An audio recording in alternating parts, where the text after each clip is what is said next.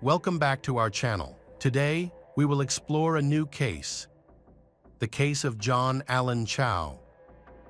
We'll embark on a journey to the enigmatic North Sentinel Island in the Andaman Islands, India, to explore the lives of the Sentinelese.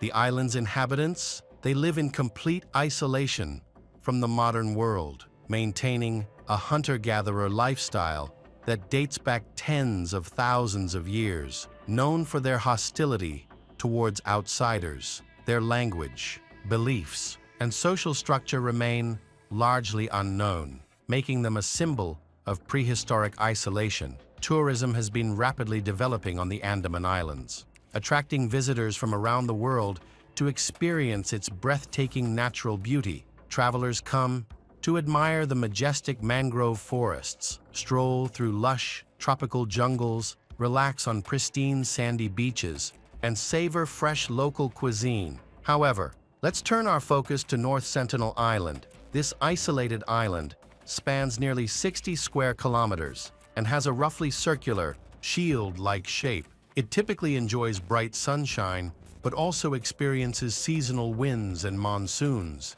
Satellite images reveal that the island is surrounded by coral reefs and sandy beaches. Almost the entire island, apart from the coastline, is covered by dense tropical forest. Despite thousands of satellite images being taken, the thick forest canopy conceals anything beneath it. Adding to the island's enduring mystery, it is important to note that visiting North Sentinel Island has been strictly prohibited since 1956 under the Protection of Aboriginal Tribes Act for the Andaman and Nicobar Islands. It is illegal to approach the island. A restricted zone of 8 kilometers has been established around it. The Indian Coast Guard regularly patrols the surrounding waters, and anyone attempting to enter the island faces severe penalties, including heavy fines and imprisonment. Additionally, visiting many nearby islands also requires official permits. The Sentinelese remain isolated,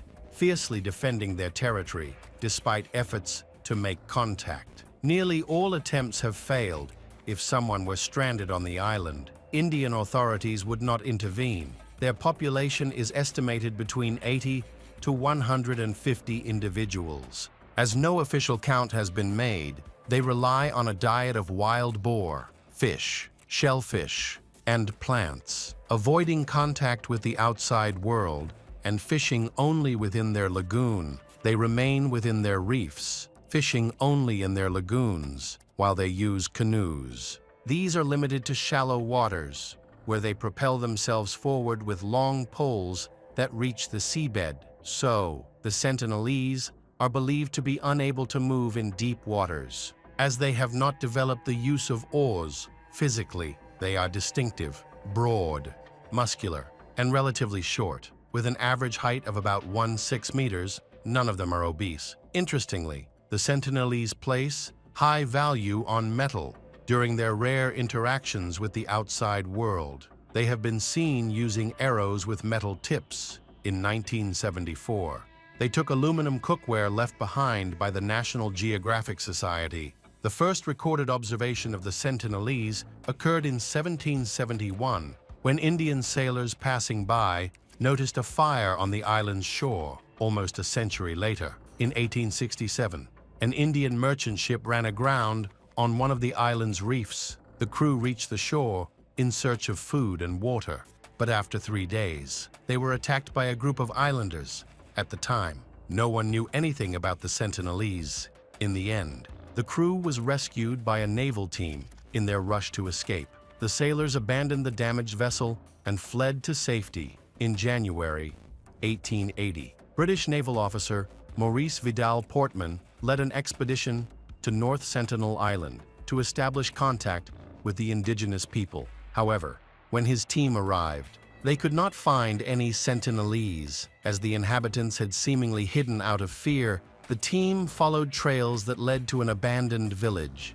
But no one was there. After several days of fruitless searching, they finding abandoned villages and roads, his team captured 6 people, including an elderly man, a woman, and 4 children. The man and woman died of disease, shortly after their arrival in Port Blair, and the children also began to fall ill. Portman hastily sent the children back to North Sentinel Island with a large supply of gifts in an attempt to establish friendly relations. Portman visited the island again in 1883, 1885, and 1887, but all were unsuccessful. In 1896, a prisoner escaped from the Great Andaman Island detention camp on a makeshift raft and drifted to North Sentinel Beach. His body was discovered by a search party a few days later with multiple arrow wounds and a cut throat. On August 2, 1981, the MV Primrose, carrying a large cargo of chicken feed from Bangladesh to Australia, ran aground in rough seas near North Sentinel Island, trapping its small crew. After several days, the captain sent a distress signal, reporting that more than 50 armed islanders were preparing boats to approach the ship. However, heavy waves prevented the islanders from reaching the vessel, and their arrows were deflected. The 31-member crew had to stay vigilant, armed with axes, pipes, and flare weapons. Nearly a week later, the crew was evacuated by a civilian helicopter chartered by the Oil and Natural Gas Corporation with the assistance of the Indian Navy. After the evacuation, the Sentinelese scavenged the abandoned shipwrecks for iron to use in making weapons. Muhammad, a scrap metal dealer contracted by the government to dismantle the Primrose, recorded friendly exchanges of fruit and small pieces of metal with the Sentinelese, who often approached the wreck at low tide. 2 days later, in the early morning, 3 Sentinelese canoes, carrying about a dozen men, approached the Primrose. Initially apprehensive, the crew threw bananas to the islanders in an attempt to attract them and reduce the possibility of conflict over the next 18 months. The Sentinelese regularly visited the crew while they continued salvage work on the abandoned ship. In 1991, the first instances of peaceful contact with the Sentinelese were recorded during 2 regular expeditions conducted by an Indian anthropological team, which included representatives from various government agencies, as well as anthropologist Madhumala Chattopadhyay. This marked the first time a woman on an expedition made contact with the Sentinelese during the visit on January 4, 1991. The Sentinelese initially approached the team unarmed. They accepted the coconuts offered to them, but retreated when the team signaled for them to come closer. The team returned to the main ship, MV Tarmugli, and later returned to the island in the afternoon, where they found at least 2 dozen Sentinelese on the beach. One of the men aimed a bow and arrow at the team, but a woman pushed the arrow down, prompting the man to bury his weapon in the sand. For the first time, the Sentinelese approached the boats quite closely. The tribal welfare director then personally handed over 5 bags of coconuts. In 1995, the Indian government decided not to forcibly contact or assimilate the Sentinelese into modern civilization. By 1996, all visits to North Sentinel Island were completely stopped. In 2004, a massive tsunami devastated the Indian Ocean region, displacing hundreds of thousands of people and claiming many lives. This natural disaster also significantly affected North Sentinel Island. Tectonic activity caused the island and nearby seabed to rise by almost 2 meters. This uplift exposed the surrounding coral reef, which dried out and eventually died. These changes are visible in satellite images starting in 2004. Following the tsunami, an Indian helicopter flew over the island to check if the Sentinelese needed assistance. The islanders, however, emerged and aimed their arrows at the helicopter, clearly signaling they wanted no contact. In 2018, John Allen Chow, a Christian missionary, attempted to visit North Sentinel Island. Believing he was uniquely capable of conquering its isolation, John was born on December 18, 1991, in Scottsboro, Alabama. His father, Patrick Chow, a Chinese-American psychiatrist, while his mother, Linda Adams Chow, was an organizer for Chi Alpha. John grew up in a warm and loving family, with an older brother and sister. Both of his parents were devout Christians, contributing to their successful academic careers. While his siblings pursued college and careers in medicine, John chose a different path. He developed a strong passion for Christianity and travel. John loved outdoor activities and often went hiking with friends. From a young age, he dreamed of living on an uninhabited island, combining his passion for adventure and his faith. He decided to become a missionary. He traveled extensively, meeting people and spreading the Christian faith. At the age of 17, he learned about the isolated North Sentinel Island and its inhabitants. John believed he could help the Sentinelese by introducing them to Christianity and connecting them with God. In 2015, John took his first trip to the Andaman Islands. Although he avoided getting too close to North Sentinel Island, he began studying the area, building connection, and preparing for a future mission. He returned home without visiting the island he had dreamed of, but resolved to go back. By 2016, John was living in California, working as a guide, and traveling across the United States. Next year, he also organized a missionary training camp to teach others how to engage with remote tribes. John became deeply fixated on North Sentinel Island and frequently discussed it with friends and family. He shared his plans to visit the island. John believed it was his divine mission to tell the Sentinelese about God and bring light to their dark world. In October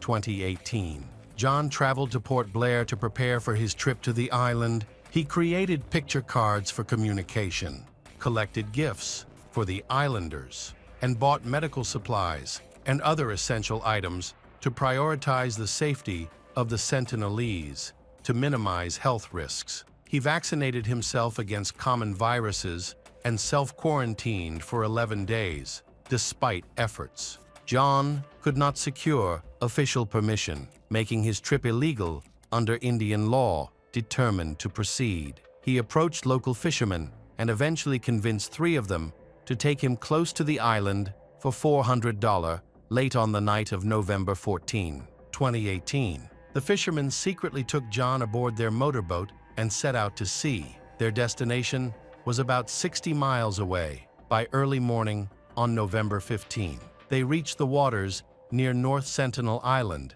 Despite the fishermen's warnings, John left the boat, got into his canoe, and paddled alone toward the shore. As he approached, the Sentinelese noticed him while he was still in the water. They shouted in their language, clearly expressing their displeasure at the unexpected visitor. The islanders exchanged looks and then decided to defend their territory. They aimed their arrows at John, who panicked and quickly retreated to his canoe, paddling as fast as he could. He returned to the motorboat, narrowly escaping harm. Although terrified by the experience, John was deeply disappointed. His mission had failed, and all his efforts felt futile. The next day, John decided to return to the island. As he paddled toward the shore, he heard the cries of the islanders and the sound of drums. Soon, he noticed a man standing on a high coral reef. The man, his chest painted white, said something to John. In an attempt to communicate,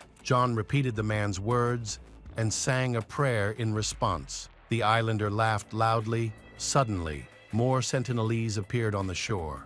Gathering into a crowd, John offered them gifts, but 2 men dragged his canoe into the dense forest. At one point, a young islander aimed an arrow directly at him. Panicking, John held up his Bible. The arrow struck the Bible, sparing him. Startled and afraid, John fled into the water. He swam as fast as he could. Once he could no longer touch the sea floor. After swimming about a mile, he reached the fisherman's boat that had brought him to the island and managed to escape to safety. Disheartened, that day, he wrote in his journal, "Lord, is this island Satan's last stronghold, where none have heard or even had the chance to hear your name? The eternal lives of this tribe is at hand, and I think it's worthwhile to declare Jesus to these people. Please do not be angry at them or at God. If I get killed, don't retrieve my body." Early on the morning of November 17, John set out once more for the wild island, this time in a motorboat with the fisherman before switching to his canoe. He wrote in his journal, "I hope this is not my last entry, but if it is, glory to God," wearing only black shorts. John climbed into his canoe and paddled alone toward North Sentinel Island. For the third time, the fisherman stayed in the motorboat at sea with John's belongings, waiting for him until the afternoon. When John failed to return, they left and went home the following day. The fishermen returned to the island to observe the shoreline from a distance and search for John. They noticed something unusual on the shore. As they looked closer, they realized it was a motionless man resembling John, dressed in black shorts. While they watched, the Sentinelese came on, dragged the body off the beach, and disappeared into the jungle. Frightened, the fishermen returned to Port Blair and informed John's family of his death. John's parents, friends, colleagues, and acquaintances were heartbroken. Though they understood the drastic decision he had made in pursuit of his missionary work, the authorities now faced two key questions: what steps to take next, and whether to attempt retrieving John's body to return it to his homeland. Upon examining John's journal, the police discovered an entry where he had written, "If it happens that I am killed, I ask that my body not be taken from the island." 3 days after John's death, his family shared a post on social network announcing that John had died in India while engaging with the Sentinelese tribe on the Andaman Islands. Part of their message read, "We forgive those reportedly responsible for his death. He went to them willingly, and no one should face prosecution because of his actions." The authorities ultimately decided not to file any criminal charges. The fishermen who had transported John to the remote island were released on bail, despite several attempts by the Indian police to recover John's body. The operation was deemed too dangerous, and officials chose not to proceed. To this day, John's death has not been officially confirmed. His mother, Linda, continues to believe that her son is still alive and living on the island. She tells the media that John will return one day and share the truth himself. Meanwhile, his father, Patrick, holds the missionary organization responsible for John's death, accusing them of pressuring his son into taking such extreme risks and encouraging him to visit the perilous island. The future of the Sentinelese remains uncertain. Will they be able to preserve their way of life on their secluded island? In a way, their independence from the challenges of modern life could even inspire a sense of admiration.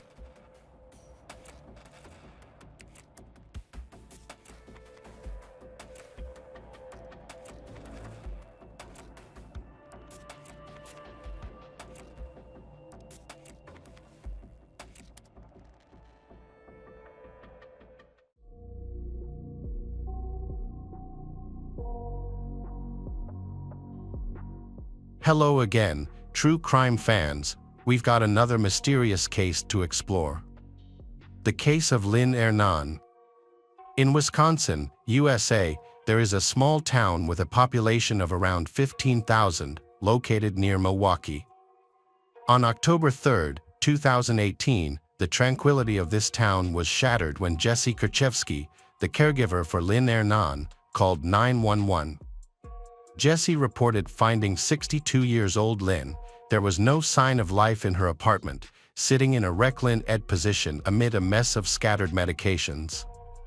Jesse informed the dispatcher that Lynn had been experiencing severe stomach pains for several months, which had been worsening over time. This pain may have led Lynn to take a lethal dose of medications.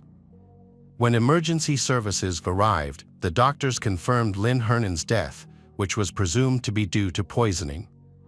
It was essential to perform all necessary tests, including toxicology, to determine the cause of Lynn's death. They took her to the forensic experts table, where blood was drawn, tissue samples were examined. And an unusual finding was a very high level of tetrazolline A.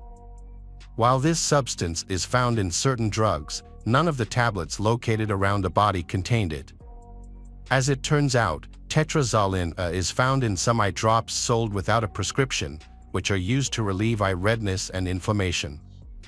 This is particularly useful for allergic reactions and mild eye fatigue, and a few drops are typically sufficient. While these eye drops are safe when applied to the eyes, they can be harmful and even dangerous if ingested, especially in large amounts. Ingesting a significant quantity can lead to serious consequences, including vomiting, internal bleeding, memory loss, and even death at high doses. This thing aligns with the nurse's description of the prolonged suffering from stomach pain experienced by Lynn. The medical examiner's court was alarmed by the unusual circumstances surrounding Lynn's death, as there are much less painful and quicker ways to die. At 62, she likely did not want to endure suffering for months before dying. It appeared that her pain was due to a gradual increase in tetrazolline levels in her blood. Based on this, the expert suggested that she might have been murdered. After reviewing the autopsy report, detectives concurred and initiated a criminal investigation. Lynn Ernon had no children and had outlived all her relatives. The first person police contacted to gather details about her death, even before the toxicology report was complete, was her nurse, 39 years old Jessie Kerchevsky. Jessie had been caring for Lynn, who lived alone, for several years, and their relationship was described as friendly. Lynn saw Jessie not just as a nurse, but as a true confidant. About 5 years prior to the incident, Lynn struggled with both physical and mental health issues, including depression and chronic obstructive pulmonary disease. So she needed to be supervised, however, but no one in her family could help her. She dealt with several illnesses, but the most agonizing was her stomach pain. In the final months of her life, she could only consume soup due to intestinal problems. Jessie carefully overseen her diet and medication. Following the incident, Jessie was promptly called to the police station for questioning. Forensic experts were analyzing the body and gathering materials for a toxicology test. Initially, it seemed that police was simply obtaining information from Jessie. However, it quickly became clear that the situation was more complicated than it appeared. During the inquiry, both Jessie and her mother, Jennifer Flower, were present. Jessie's mother was worried because she believed her daughter might be in danger. She felt the detectives were overly focused on Jessie and might be trying to accuse her of murder. Ironically, her concerns only increased suspicion towards Jessie instead of alleviating it. The police tried to clarify with Jessie the cause that led to Lynn's tragic end. They questioned Jessie about why Lynn chose to end her life in such a dramatic manner. At this time, no one doubted Jessie's account. She genuinely believed Lynn had died by taking a lethal dose of drugs voluntarily. However, Jessie's behavior has made the police suspicious. Detectives were trying to determine if there were any underlying factors related to Lynn's death, such as a depressive state. They wondered if she had previously attempted to end her life and what could have caused the severe stomach pains she experienced. However, Jessie was unable to provide any answers. It appeared that she was not only grieving the loss of her employer but also withholding important information. Ultimately, Jessie was released due to a lack of evidence. The investigators were awaiting the official conclusions from a forensic expert following a toxicological examination. After the police became suspicious of Nurse Jennifer, they began to keep an eye on her mother, Jennifer. They interviewed Jennifer and learned that she had been a close friend of Lynn. She had helped her daughter, Jessie, secure a job with Lynn's home. Together, they provided care for Lynn, assisted Lynn in Lynn with age-related issues, care, and providing everything else needed. However, Jennifer also raised suspicions among the police. At this time, the toxicology results appear to be particularly worrying. Given Lynn's age and health issues, it was unlikely that she had been ingesting eye drops orally for an extended period. Investigators needed to figure out how such a large quantity of the drug ended up in her system. Experts indicated that a lethal dose of the substance would require at least 4 bottles, while the results suggested Lynn had consumed at least 6 bottles, which should have led to severe stomach cramps and pain before her death. Shortly after Lynn's death, an unusual situation arose. Jesse and Jennifer purchased a new, large, and expensive television, even though their income was modest. Additionally, the police found the car that Lynn had given to her nurse, Jesse, to be suspicious.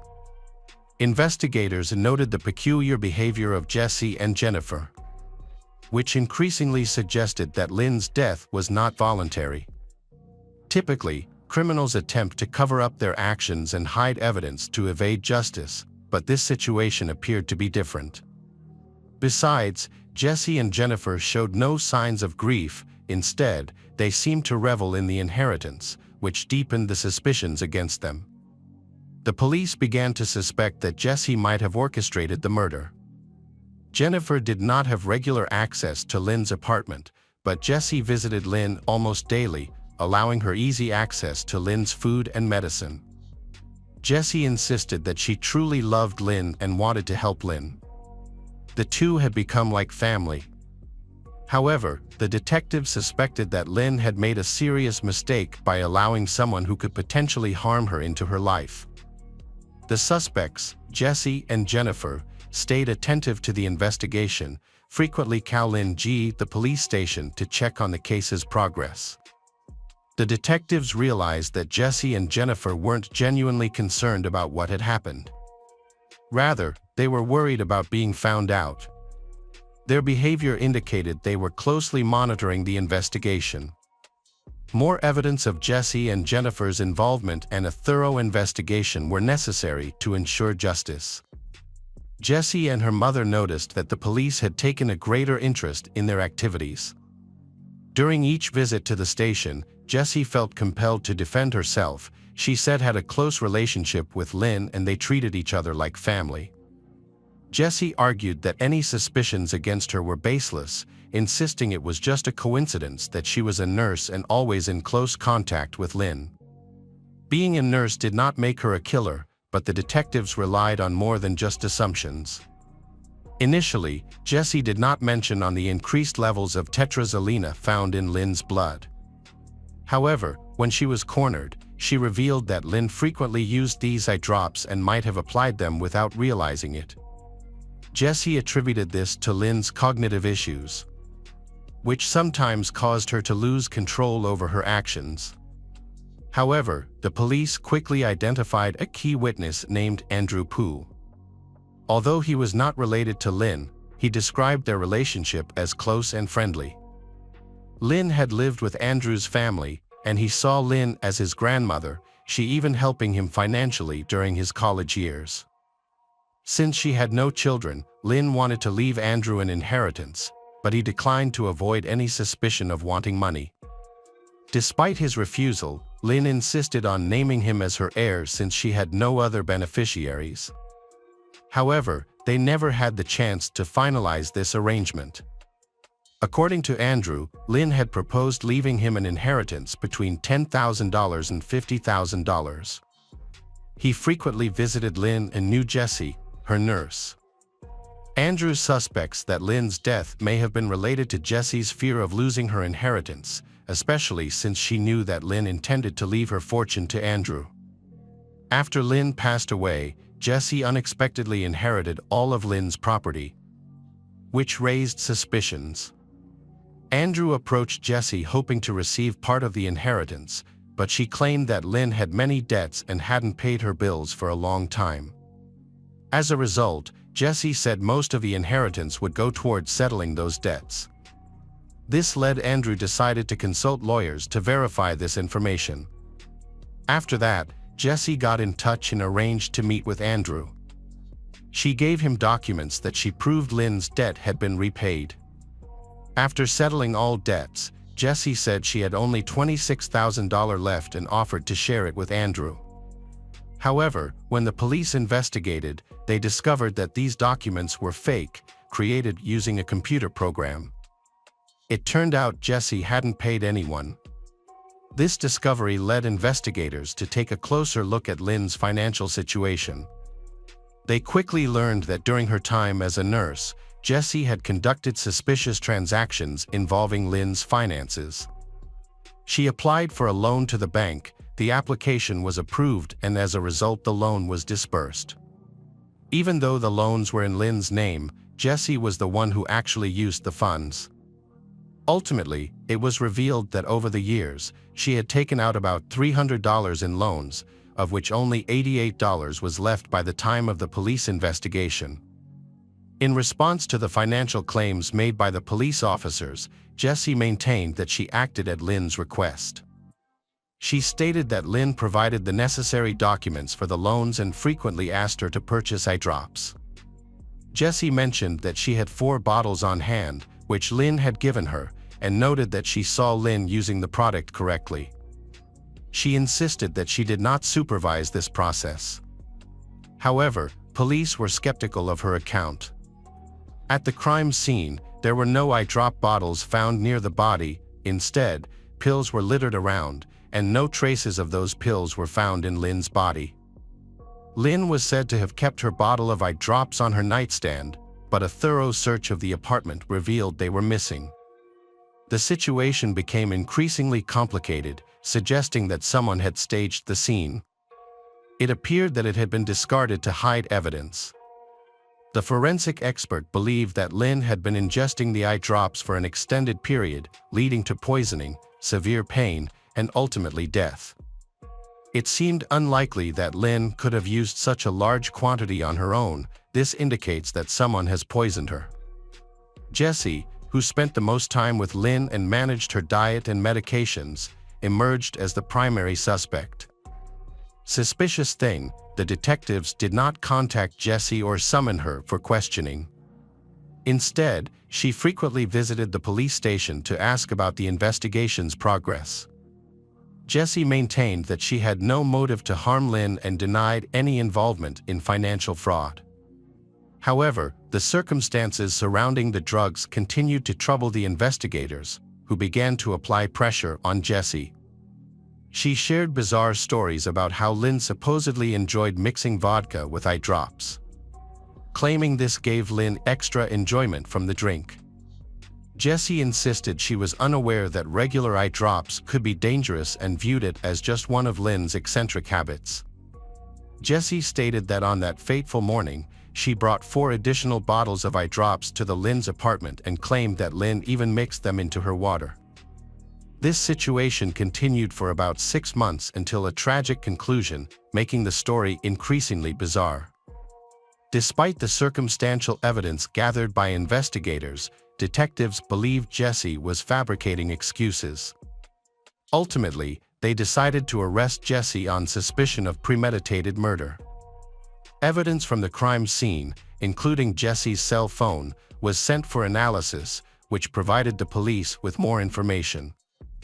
They discovered that Jesse was in regular contact with her boyfriend, Scott Craig. The conversations between Jesse and Scott particularly caught the attention of police. It became evident that Jesse's assertion of being unaware of the dangers of ingesting eye drops was untrue. She had been researching this information online for some time. By the time she started caring for Lynn, she was already knowledgeable about products containing the harmful substance, suggesting she had intentionally chosen medications that contained it in high amounts. Jesse first considered using eye drops as a way to poison Lynn because they could be easily purchased without a prescription. All she needed to do was persuade Lynn to take them orally or secretly mix them into Lynn's food or drink. Due to Lynn's cognitive difficulty, so this seemed simple. From Jesse and Scott's conversations, it seemed he was unaware that Jesse was attempting to poison Lynn. However, a few months before the incident, a conversation revealed that Jesse had mentioned Lynn's serious illness, including episodes of vomiting blood, which led to Lynn being hospitalized. Doctors later reported that she had been poisoned. The investigation showed that Jesse must have known the consequences of her actions. The police looked into Scott's potential involvement and brought him in for questioning. He denied any knowledge of the poisoning plan but claimed that Jesse had informed him about Lynn's previous poisonings. Scott viewed Jesse as a pathological liar, and their relationship was close to ending. He thought Jesse fabricated the poisoning story to gain his sympathy and reconcile with him. During another conversation in September, Jesse claimed Lynn was hospitalized and on medication, stating that Lynn is in intensive care and is on life support machines. In reality, Lynn had already passed away. Scott was fed up with the relationship and wanted to end it that day. However, Jesse attempted to manipulate him again by claiming that Lynn was in the hospital, hoping to elicit his sympathy. She was trying to hold on to their relationship. The situation was complicated. Was it a fatal overdose or a carefully planned scheme to obtain an inheritance? It turns out there was a clear motive in Jesse's actions. Over time, motivation will reveal itself. It is possible that Lynn found out about this, leading to her murder. Jesse then took possession of Lynn's property and money. Additionally, Jesse was desperate to keep her relationship with Scott, who had mentioned breaking up multiple times. Jesse concealed the true state of Lynn's, creating a web of lies that made it hard to uncover the truth. Investigators found that Jesse refused to admit her guilt. She maintained that Lynn consumed 100 liters of vodka daily and added eye drops to it. In October 2023, the investigation revealed the full extent of Jesse's financial fraud. It was found that since 2016, Lynn's credit limit had increased from almost zero to $72,000. This was just the beginning. After her death, nearly $16,000 was stolen from her apartment, which was allegedly used to pay off some debts. Jesse claimed she only repaid loans that were in Lynn's name, but the source of these funds was traced. The total debts amounted to hundreds of thousands of dollars taken out from banks under Lynn's name. Additionally, items worth $155 were stolen from Lynn's home. Initially, these items were reported missing, but it was later discovered that Jesse started receiving money in her accounts shortly thereafter, likely from the sale of Lynn's possessions. Lynn was a wealthy single woman who rarely used credit cards or loans. Additionally, the sudden rapid increase in debt that shortly after she hiring a new nurse, Jesse, seemed suspicious. Reports indicated that Jesse visited the casino every month, gambling large amounts with her boyfriend Scott, who didn't question where the money was coming from. They often went to gambling establishments at least twice a month. The investigation revealed that Jesse had a prior criminal record. Despite being young, she had a significant history of offenses, including document forgery, fraud, and gambling. Since 2010, Jesse struggled with a severe gambling addiction. In February of that year, she defrauded two individuals out of $4,000 by taking out loans in their names. Although she didn't use fake documents, it was shown that she obtained these funds through deceitful methods. By April 2010, she had lost over $45,000. During this time, she borrowed an additional $2,500 and applied for a loan exceeding $6,000, falsely claiming that her mother, Jennifer, had approved it by using her mother's documents. This was, of course, a lie. Jesse managed to secure over $6,500 in credit using her mother's car as collateral, but she never repaid this amount. As a result, her mother nearly lost her car and had to gather a large amount of documentation to prove that she was not responsible for those loans. Jesse was imprisoned for 2 years but was released early due to good behavior. Her mother stated that she struggled with a severe gambling addiction. The prosecutor's office claimed that 25-year-old Jesse committed premeditated murder to gain financial benefits from her victim, Lynn. By doing so, she attempted to eliminate her own debts.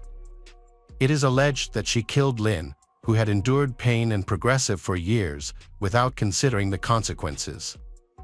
Jesse described the act as one of mercy, said that she could no longer bear to see Lynn suffer. The lawyers argued that Jesse did not kill Lynn. They explained that Lynn had cognitive impairments and did not understand the risks of type of eye drops she was taking.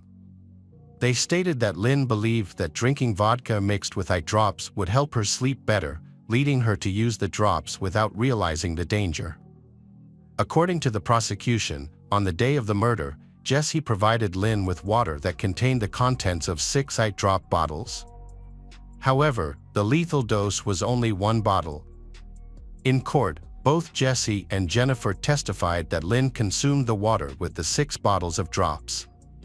Initially, Jesse, who was a nurse, advised Lynn against using the drops, but after a lengthy argument, Jesse eventually relented, unaware of the severe outcomes that could result.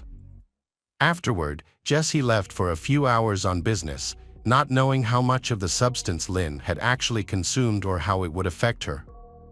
Especially since Lynn had previously been hospitalized for poisoning from the drops. Lynn was aware of the dangers associated with eye drops, which made the idea of her accidental poisoning implausible. Jesse also knew about the harmful effects of these substances, and a key point against her was that no bottles of the eye drops were found near Lynn's body. It was evident that someone assisted Lynn in taking the medicine. The trial was intense and emotional, with the judge actively engaging in discussions. On November 14, 2023, the jury convicted Jesse of first-degree murder, theft, and concealment of evidence. Upon hearing the verdict, Jesse broke down in tears. She was sentenced to life in prison but could be eligible for parole after 40 years.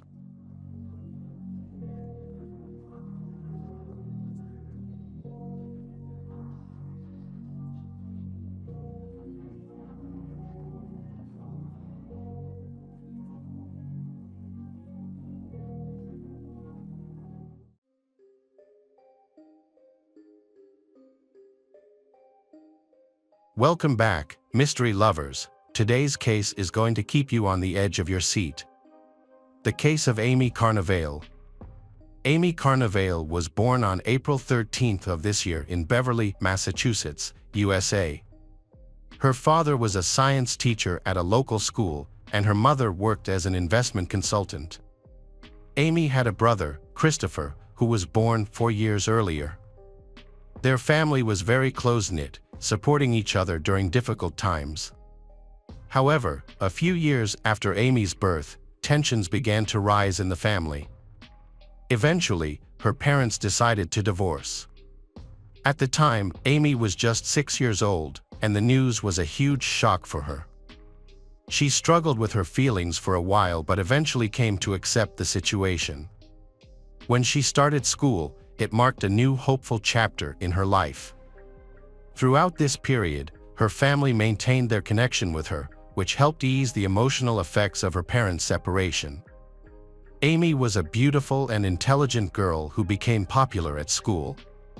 She joined the cheerleading team and played field hockey. Friendly and sociable.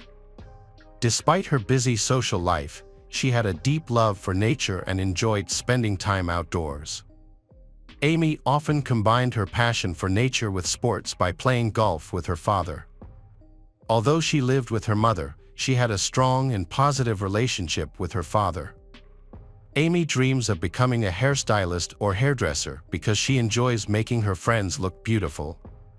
At this point in her life, she is preparing to enter high school, and she is a member of the school's cheerleading squad. She recently met a boy named Jamie Fuller at a friend's party. Amy was 12 years old, and Jamie was 14 at the time. It was well known that Jamie was a difficult person and often disrupted the peace at school. While he wasn't aggressive or malicious, some of his jokes crossed the line. Amy's parents disapproved of the relationship, thinking he was not good enough for her. When they first met, he was a skinny guy. But later he decided to get fit and build muscle to impress others. In pursuit of this, he chose to use steroids to accelerate his progress. Their relationship faced frequent challenges. There were times when they wouldn't speak for weeks but would eventually get back together. However, after he began using steroids, Amy and her friends noticed significant changes in his behavior. Jamie became increasingly aggressive and unpredictable. Their arguments grew more common, occurring both at school and outside of it. Jamie's treatment of Amy deteriorated, and some of his friends reported that he made hurtful comments that she did not deserve. Things got worse. At Amy's age, she didn't know what to focus on in a relationship or how to fight back against her boyfriend's controlling behavior. Jamie acted like he was in charge, trying to control every aspect of her life. Jamie began dictating who she could talk to and wanted to know where she was at all times. He even tried to create conflict between her and her closest friends and family. Jamie became increasingly controlling, telling her what to wear, how to look, and who she could be friends with. He tried to cut her off from school sports teams. Even though Amy complied with his demands, he continued to find new ways to insult and provoke her. Amy's friends often witnessed the humiliation she faced at Jamie's hands. Since 2020, several states have enacted laws classifying manipulative and controlling behavior as a crime. Research shows that this behavior often marks the beginning of a dangerous path that can lead to physical violence or even death for the victim. Unfortunately, at that time, had nothing to charge against him. Despite the fact that her friends were very worried about what was happening, Jamie's behavior became increasingly unpredictable and problems with the law began. In the 90s, he was arrested twice for armed assault on a person. However, due to his age and lack of previous offenses, Jamie got away with it. He also convinced his girlfriend to keep quiet about these incidents. During this time, Amy did not share much about her relationship difficulties with others. She and Jamie frequently broke up and got back together, indicating that their relationship was in trouble. Jamie eventually left and Amy informed her friends of the breakup, but they reconciled soon after. Amy rarely shared her problems, partly because she was raised by her mother, who worked long hours and could not fully deal with her daughter's personal problems. Therefore, Amy kept her feelings to herself. At the same time, they were dealing with housing issues after a long period of renting. During this time, Amy stayed with various friends and lived with Diane Viggers, one of Jamie's ex-girlfriends. Despite this relationship, they became good friends. The situation was expected to improve on September 5, 1991, when Amy, her mother, and brother prepared to move into their new home. They had been renting for a long time, which had put a strain on their family finances, making this move a much-anticipated change in their lives. Amy had been living with her friend Diane before this incident. After breaking up with her manipulative boyfriend again, she was determined not to get back together with him. That day, she attended another field hockey practice and excitedly told her friends about her decision to end the toxic relationship for good. However, she mentioned that her ex-boyfriend, Jamie, kept calling her. Although she tried to ignore him, he was persistent. He wanted to see her, but she refused. He eventually asked her if she would like to cut his hair as a farewell gesture to their past relationship. After some consideration, she agreed and made plans to visit Jamie that evening, planning to return home a few hours later. Amy did not come home on time, and Diane was very worried about her. Amy was only 14 years old, so the delay made her friend increasingly worried. Diane called Amy's mother, and she could not find her daughter either. Their concerns increased when they discovered that Amy had left her purse and personal belongings behind, indicating that she did not intend to be gone for long. After waiting until morning, they decided to contact the police. After arriving at the police station, Amy's mother made plans to meet Jamie, whom Amy was supposed to meet. Jamie was cooperative from the start. He spoke to both the mother and the police and answered their questions openly. He even joined in the search efforts in the area. Despite being the prime suspect in Amy's disappearance, no evidence of her has ever been found. Searches of Jamie's home and car have turned up nothing. On August 28, 1991, an anonymous informant contacted the police station, claiming to know the location of Amy's body. This revelation caught the police's attention, and they were keen to find out the identity of this informant and the source of his information. The informant was identified as 19-year-old Michael Melita, a friend of Jamie's. When the police arrived at his home, he promptly agreed to assist with the investigation. At the police department, he confessed everything he knew about the tragic events of August 23rd. He explained that on August 22nd, the day before, Amy had planned to go to the beach with her friends. Jamie discovered her plans and grew angry. Fearing that there would be other guys at the beach party, his jealousy intensified. He felt restless and wanted to control Amy. On that same day, he met with Michael and voiced his wish to kill his ex-girlfriend. Multiple individuals were aware of Jamie's harmful intentions, yet none reported these plans to the police. They failed to warn Amy or her parents about the potential threat. On the evening of August 23rd, Amy visited her ex-boyfriend's house, thinking she was just there to get a haircut. However, she found 3 other boys there, 15-year-old Dominic Scola, 19-year-old Michael Melita, and 17-year-old Scott Ward. Just before Amy arrived, Jamie took out a large knife and showed it to the others, saying it was for his ex-girlfriend. He then placed the knife on a dresser. Jamie then suggested that the group take a walk in the nearby woods. During the walk, he and Amy went ahead while the other 3 lost sight of them. Michael confessed that he didn't completely believe Jamie's intentions to harm Amy, but no one felt brave enough to stop him because they were scared. Ultimately, Michael was the only one who ran to the location where Jamie and Amy had gone. He discovered Jamie covered in blood.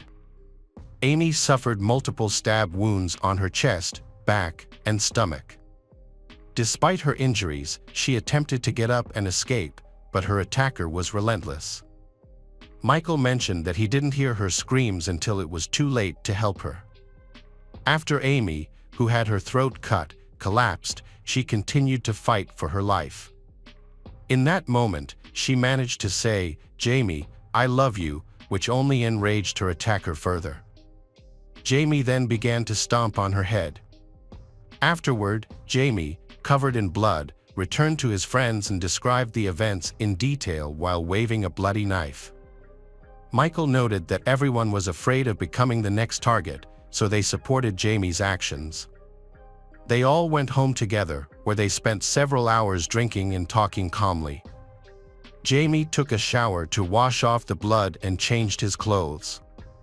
Jamie and Michael walked into the woods to where Amy's body was left. It was dark by then. They wrapped her body in trash bags and joked about the situation, showing no remorse or regret. When they reached the pond, they tied several concrete blocks together and threw the body into the water from the dock. Jamie made a sarcastic comment as he drowned Amy's body. He then took a bloody bracelet and necklace from her, wiped the blood off them, and wore them around his neck. This behavior is typical of a serial killer who keeps trophies as a reminder of his crimes. After Michael explained everything to the police, he was asked again how he could be involved in Amy's death. He clarified that he did not stab her, he only helped his friend dispose of her body because he was threatened. Michael confessed that he was afraid of Jamie. He believed that if Jamie learned about his conversation with the police, he would be killed. According to Michael, at first, the group thought the idea of murder was a terrible joke, and they only grasped the seriousness of the situation when it was too late. As the situation progressed, the 3 friends went along with Jamie's plans to avoid provoking him. On August 28, the informant was taken to the pond he had described. Michael pointed out the spot where the body was disposed of. Around 7:30 a.m., divers discovered Amy's body, which was in a shocking condition. It was evident that she had been murdered violently. The forensic expert identified that she was wearing the same clothes she had on the day she went missing. Analysis confirmed that she died on Friday, the evening she disappeared. Additionally, experts validated all of Michael's statements about the injuries on her body, they found about 10 stab wounds and a severe cut to her throat. The police could not find Jamie. Jamie's mother said she did not know where he was. So the police decided to interview the young people that Michael had mentioned. It turned out that they had known about the murder plan for over a year. During this time, the couple frequently broke up and got back together after Amy decided to leave Jamie. He did not want to let her go because he could not allow her to be with someone else. Therefore, in the end, he decided to kill her. As the police questioned the young men, more disturbing details about the case emerged. Just before they broke up, Amy had told her boyfriend that she was pregnant. He was upset by the news, especially since Amy had intended to keep the baby. Jamie was furious and even gave money to friends to attack Amy, hoping she would lose the baby. He wanted to avoid the responsibility of being a father, but his friends refused to help him. One of Jamie's friends recalled Jamie shouting that Amy had never agreed to terminate the pregnancy. Jamie eventually decided to take action against her. However, after an autopsy, police discovered that Amy was not pregnant at the time of her death. The rumor of her pregnancy became one of many speculations in the case. However, this does not rule out the possibility that she may have been pregnant with Jamie's child and had terminated the pregnancy. Unfortunately, her physical condition makes it impossible to verify these claims. The police began talking to Diane, who had lived with Amy before she was murdered. It turned out that Diane was Jamie's ex-girlfriend and had gone through the same problems in her relationship with Jamie as Amy had. Diane completely empathized with Amy's experience in a toxic relationship. Diane had also faced abuse and pressure from Jamie, but she had successfully escaped the situation unscathed. Unbeknownst to her, Diane had known about Jamie's plan to kill Amy shortly before Amy moved in with her. Jamie had mentioned taking Amy for a walk in the woods where he would give her flowers. Then stab her and dump her body in a pond. However, Diane found this story so unbelievable that she chose not to warn anyone about the potential danger. When the Jamie Fuller was arrested, he faced charges of first-degree murder. Jamie smiled throughout the court proceedings and even made jokes about the victim, showing no signs of regret or remorse. During his interrogation, he remained calm and attempted to shift the blame to his friends for Amy's murder. However, when other people close to the victim were questioned, it came to light that Michael had boasted about helping Jamie dispose of the body after the murder. He was subsequently arrested for being an accomplice. It was obvious that the remaining two friends could have been witnesses to the massacre but never reported it to the police. They also knew about their friend's intentions, which he had openly discussed. Nearly a year after Amy's funeral, a witness named Scott Ward gave an interview to a local newspaper. He expressed disbelief over the events and felt guilty for not sounding the alarm sooner, which might have prevented the tragedy. At that time, he was already under investigation. Other teenagers suggested that Michael was not as innocent as he appeared. They claimed he encouraged the murder of the girl and hinted that his involvement in the crime could be more significant than he admitted. Ultimately, the police determined that only Michael and Jamie were responsible for the murder, while the others were not connected to the crime and were not arrested. Public outrage grew as people needed to know the truth and find ways to protect their communities from criminals who would harm schoolgirls for no reason. Locals had good reason to believe that all four teenagers were involved in the tragedy. The boys' parents, however, maintained their son's innocence and denied any involvement in the crime. However, police had evidence that Jamie had openly discussed his plans throughout the day. His friends even pressured him to act on them. This behavior showed Jamie was struggling and felt compelled to prove his strength. What motivated Amy's murder? Was it jealousy, a psychotic episode, a desire to harm his child, or provocation? Although the young man was only 16 at the time of the crime, he was tried as an adult. Jamie maintained his innocence and was released on bail of $2,500, which his mother paid. His lawyers pointed out that he had consumed alcohol, and they argued that the combination with steroids could lead to uncontrollable aggression. Therefore, the defense aimed to classify the crime as non-premeditated murder due to insanity, claiming that excessive steroid use can result in psychosis and other mental health issues. The lawyers requested a psychiatric evaluation for Jamie, which involved several assessments by independent experts. All concluded that Jamie was mentally stable and fit to stand trial. Meanwhile, the prosecutor's office argued that the attack was motivated by jealousy. They highlighted the manipulative behavior, strict control, and ongoing assaults that the Amy had endured in the months leading up to the incident. According to Michael's confession, Jamie sought revenge because Amy attended a beach party with her friends. Another friend in the group said Jamie believed that Amy's pregnancy had to be terminated at all costs. The prosecution presented several witnesses, including Jamie's friend Ronald, who had taken carpentry classes with him. In the spring of 1991, Ronald testified in court about Amy's pregnancy. During this testimony, Jamie allegedly mentioned that the only way to get rid of the baby was to kill Amy. Dominic, who was with them that night, testified that he saw Jamie and his girlfriend go into the woods. He then heard some screaming. Dominic then noticed that Jamie had blood on her clothes and hands.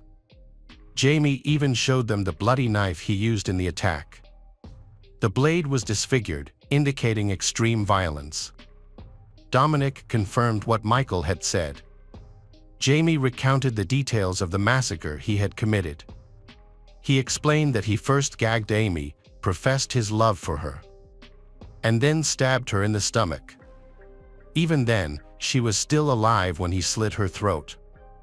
Amy told him that she still loved him, which made Jamie so angry that he stomped on her neck and started jumping on her head.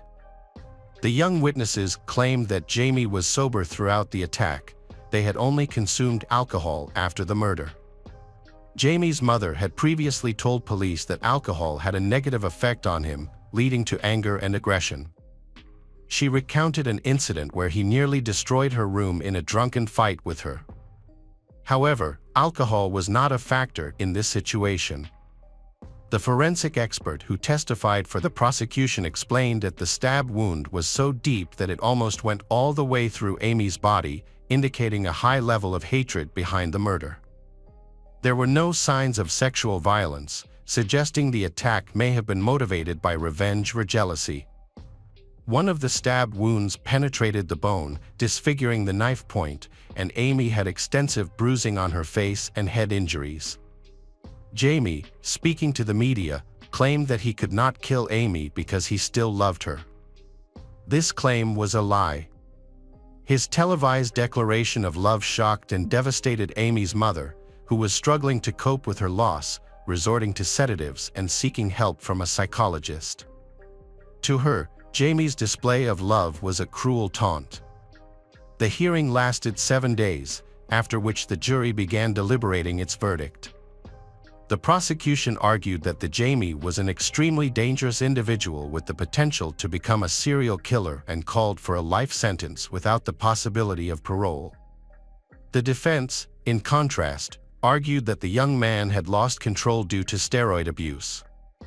The jury deliberated for 2 days, taking about 6 hours to reach a decision.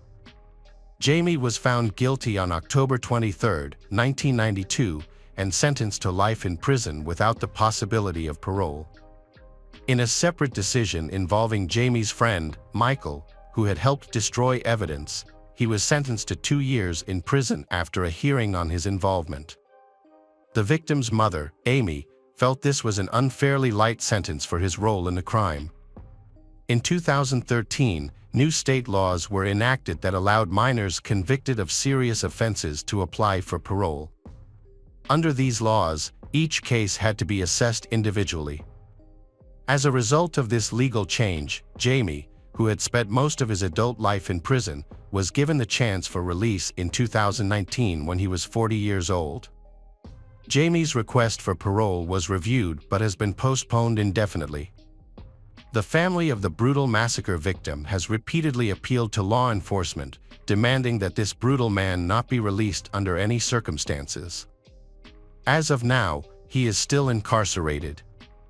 Amy's mother struggled to cope with her daughter's death, requiring regular visits to a psychiatrist and a significant amount of medication. In 2009, her health declined rapidly, leading to her passing at the age of 57. Her family believes that her early death was directly linked to the loss of her beloved daughter.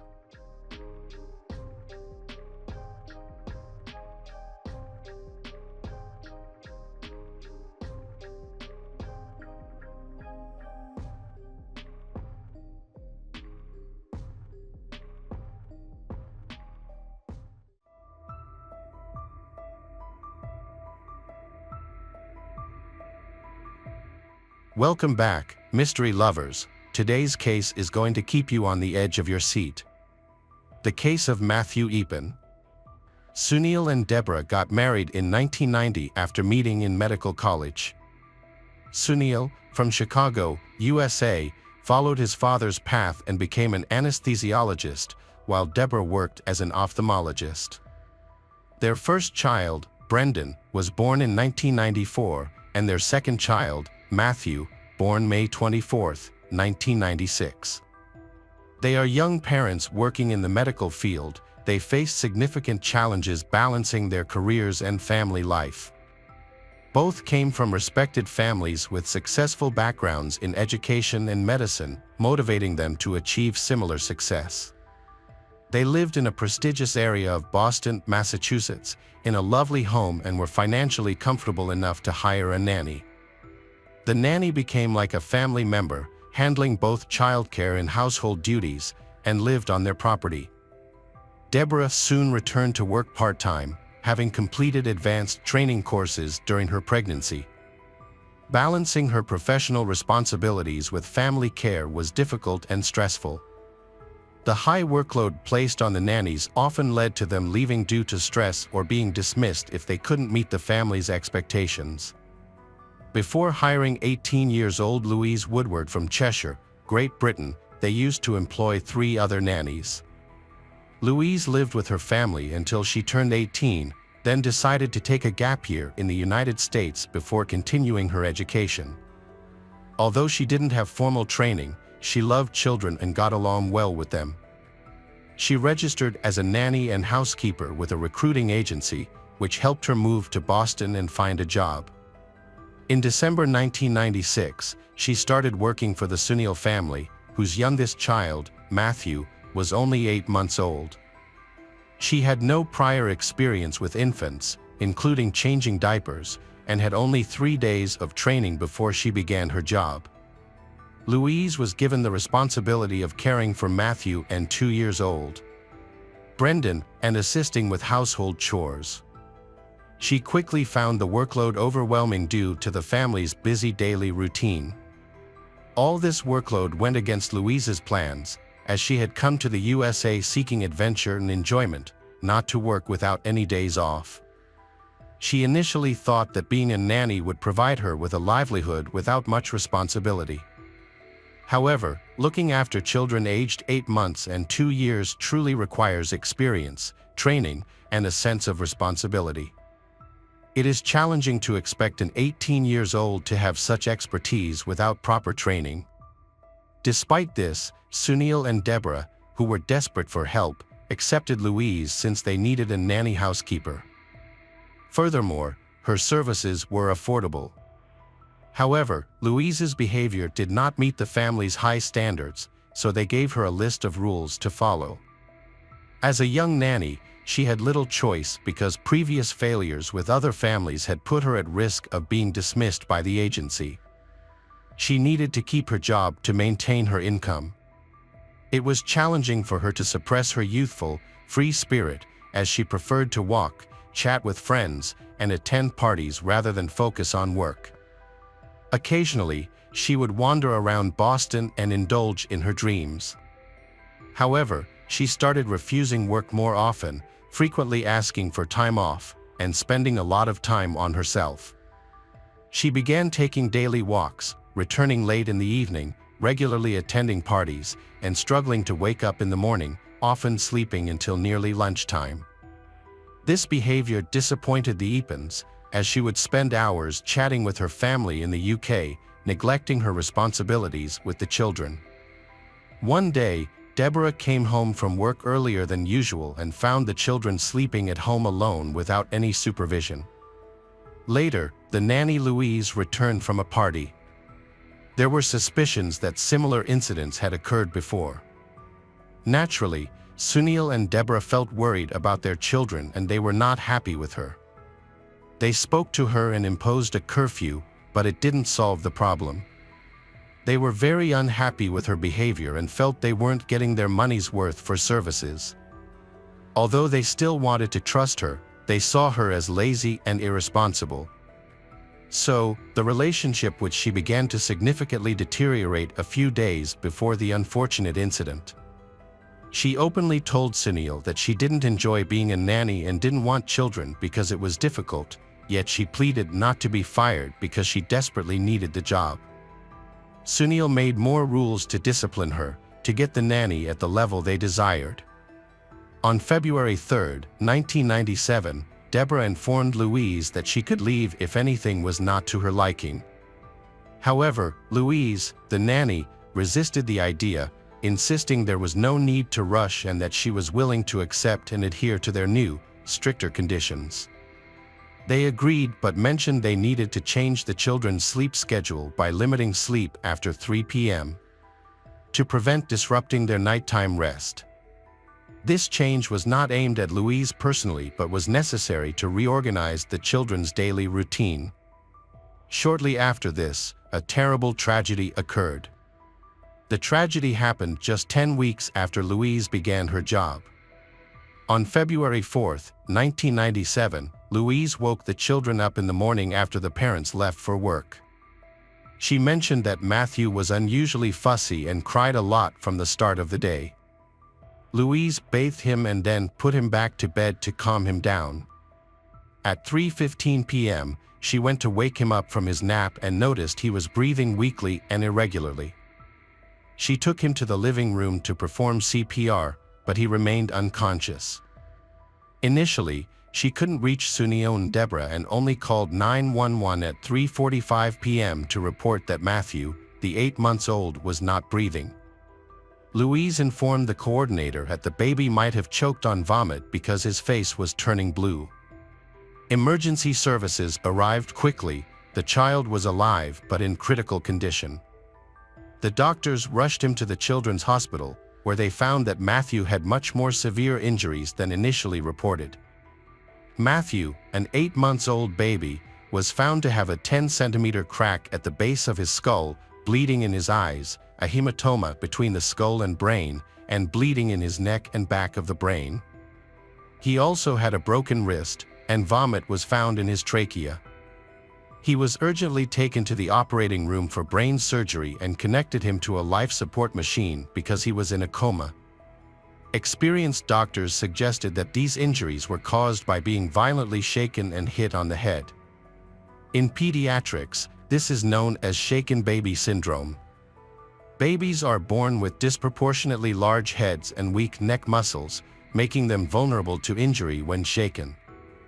The unfixed head will dangle when shaken, causing damage to brain cell membranes and brain injury. When a baby is shaken, the brain moves back and forth inside the skull, leading to swelling and bleeding.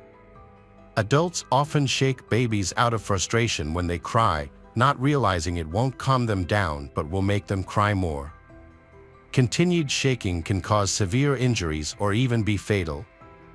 Most cases occur in children up to 2 years old, but even a 4-year-old can suffer greatly from such shaking. Around 4 p.m., Deborah, Matthew's mother, noticed she had missed a call from Louise at 3:15 p.m. and also saw an urgent text message from she. Concerned, she left her patient at the hospital and called she, who explained the situation.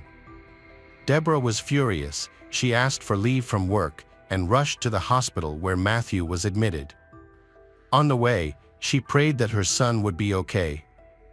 Upon arrival, she informed the doctors of her medical expertise, as she was an ophthalmologist, and asked to examine her baby. She quickly discovered severe Matthew's eye hemorrhaging. Meanwhile, the doctors alerted the police about the baby's serious injuries, prompting law enforcement to visit the Epen family home to question the nanny. Louise. Louise was at home, looking upset and concerned, with Brendan. She explained that Matthew had been irritable and difficult since the morning, and despite her efforts to calm him, nothing worked. By the end of the conversation, she confessed to possibly being a bit harsh with him. Overwhelmed by his continuous crying and screaming, she shook him to try to soothe him, but it was ineffective. In frustration, she threw him onto a pile of towels on the bed. While taking him to the bathroom, she accidentally dropped him, which caused him to hit his head on the floor.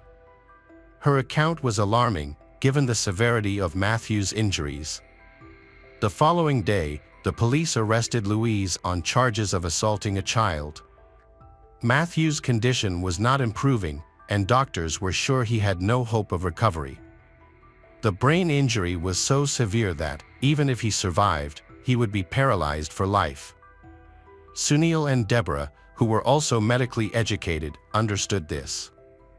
On February 9, 1997, they made the difficult decision to disconnect Matthew from life support, worsening Louise's situation as she was accused of murder. She was denied bail before the trial, but continued to insist on her innocence, maintaining it was a tragic accident.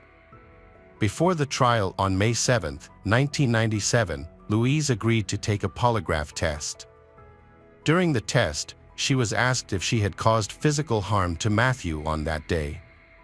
She denied causing any injury, and a lie detector expert concluded her answers were truthful with 95% confidence.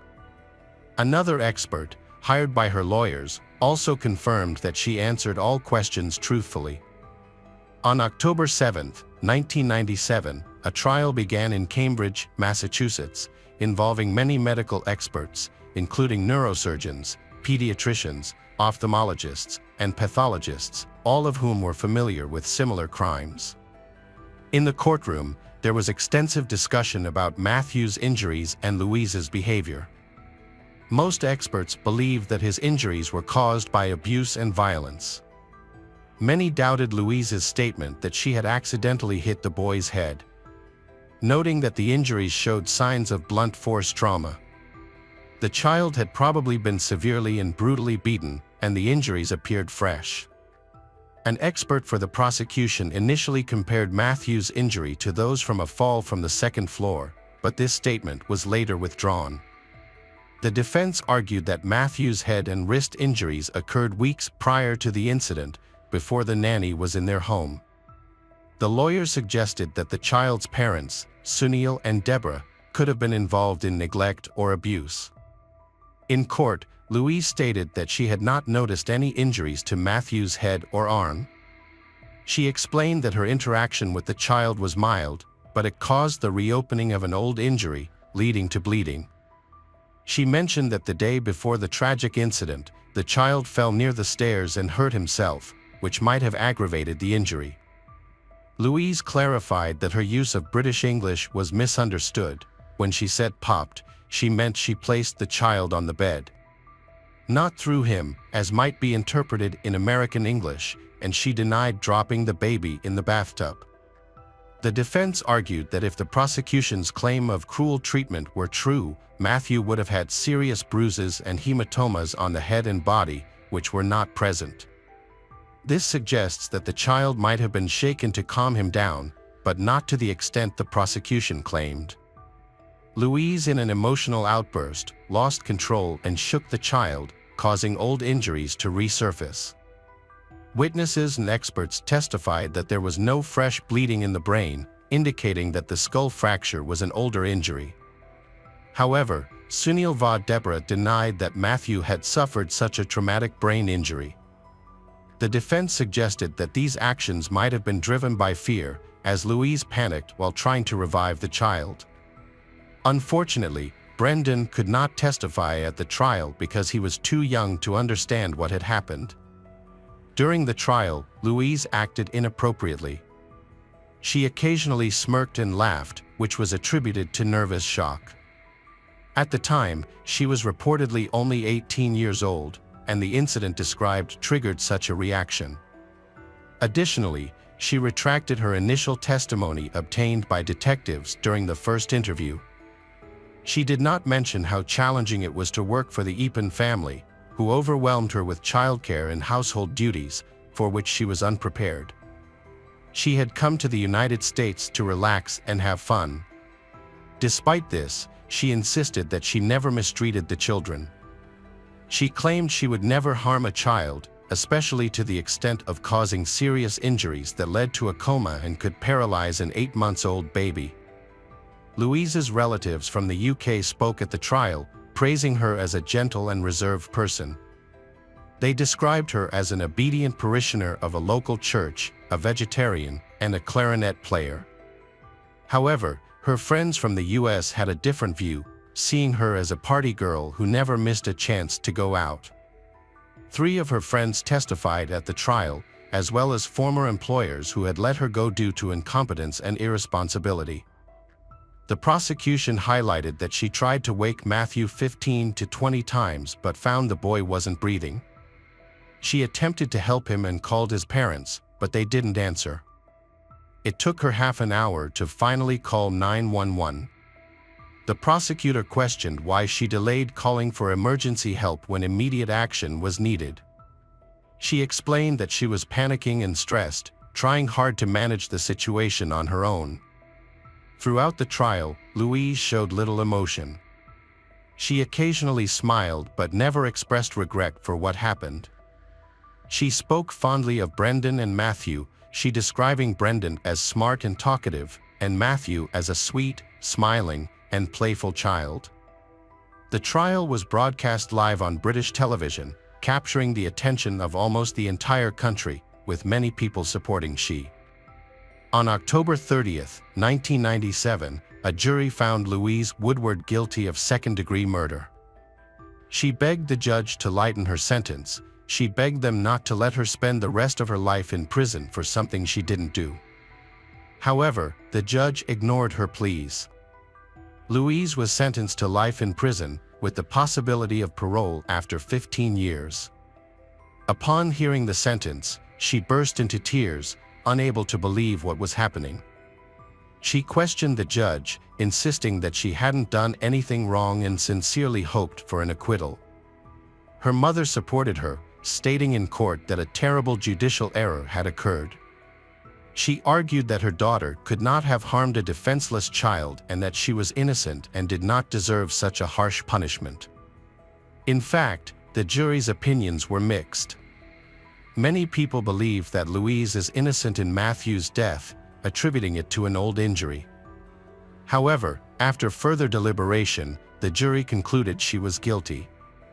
It later emerged that those who initially supported acquittal were persuaded to vote guilty. This thing sparked significant public outcry in both the United States and Louise's home country, Britain. Many people in the UK donated funds to assist Louise and her family, totaling about $500,000. Additionally, there were mass protests from supporters who believed Louise was an innocent victim of the US legal system. This public pressure led to the conviction being overturned by the judge 10 days later. By then, Louise had already spent about 8 months in prison. After reviewing the case materials, the new judge concluded that Louise's actions were due to her inexperience and immaturity, not malicious intent, and that murder was not her purpose. Louise was sentenced to the time she had already spent in prison awaiting trial, which was 289 days, allowing her to be immediately released. Her supporters celebrated her release like a holiday. Meanwhile, the death of Matthew, the 8-month-old child, was largely overlooked.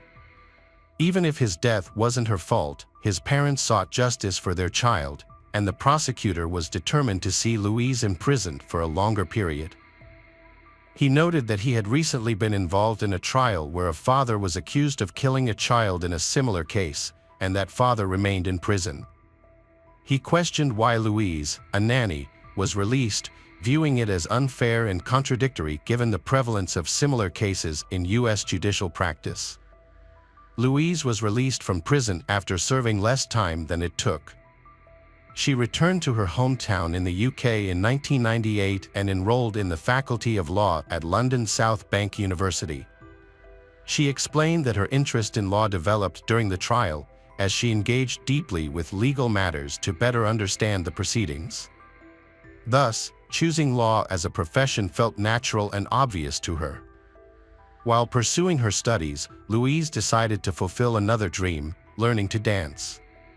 She took salsa lessons and later opened her own dance school, becoming a dance instructor. Her classes included children, often accompanied by their mothers, who were comfortable with her past and aware of the accusations against her. In 2002, Louise graduated with honors from university and began working as a lawyer. However, a year later, she left her law firm to return to her dance studio. She then married businessman Anthony Elkis, who worked in cargo transportation, and they had a daughter. By 2014, Louise had authored several books and participated in numerous interviews about past incident. In all interviews, she has insisted that she was wrongly accused of Matthew's death. She insisted she had no intention to harm and believed her arrest was unjust. She remarked that the U.S. judicial system often demands accountability, suggesting that if the parents weren't blamed, the suspicion fell on her. Still, she expressed relief and gratitude that the judicial system ultimately resolved the case, leading to her release. Louise, now 45 years old, continues to live a normal life without feeling guilty about the past, and many people support her in this. In one of her interviews, she stated that she had the right to enjoy her life. Meanwhile, the parents of Matthew, Deborah, and Sunil faced public outrage. People criticized them for prioritizing their careers over spending time with their children, questioning why they hired an inexperienced young nanny who was not equipped to care for small children. Despite knowing this, they were attracted because the cost of hiring her would be very low and burdened her with excessive responsibilities. The 18-year-old nanny, Louise, received only 3 days of training before being overwhelmed with numerous restrictions and rules. Due to public pressure, the Eapen family had to relocate to a new, undisclosed address. It is known that they now have 2 more children and no longer hire nannies, with Deborah taking on the responsibility of raising the children herself. They established the Matthew Eapen Foundation at Boston Children's Hospital to enhance child safety and well-being by educating the public about the dangers of shaking a baby and providing support to victims and their families.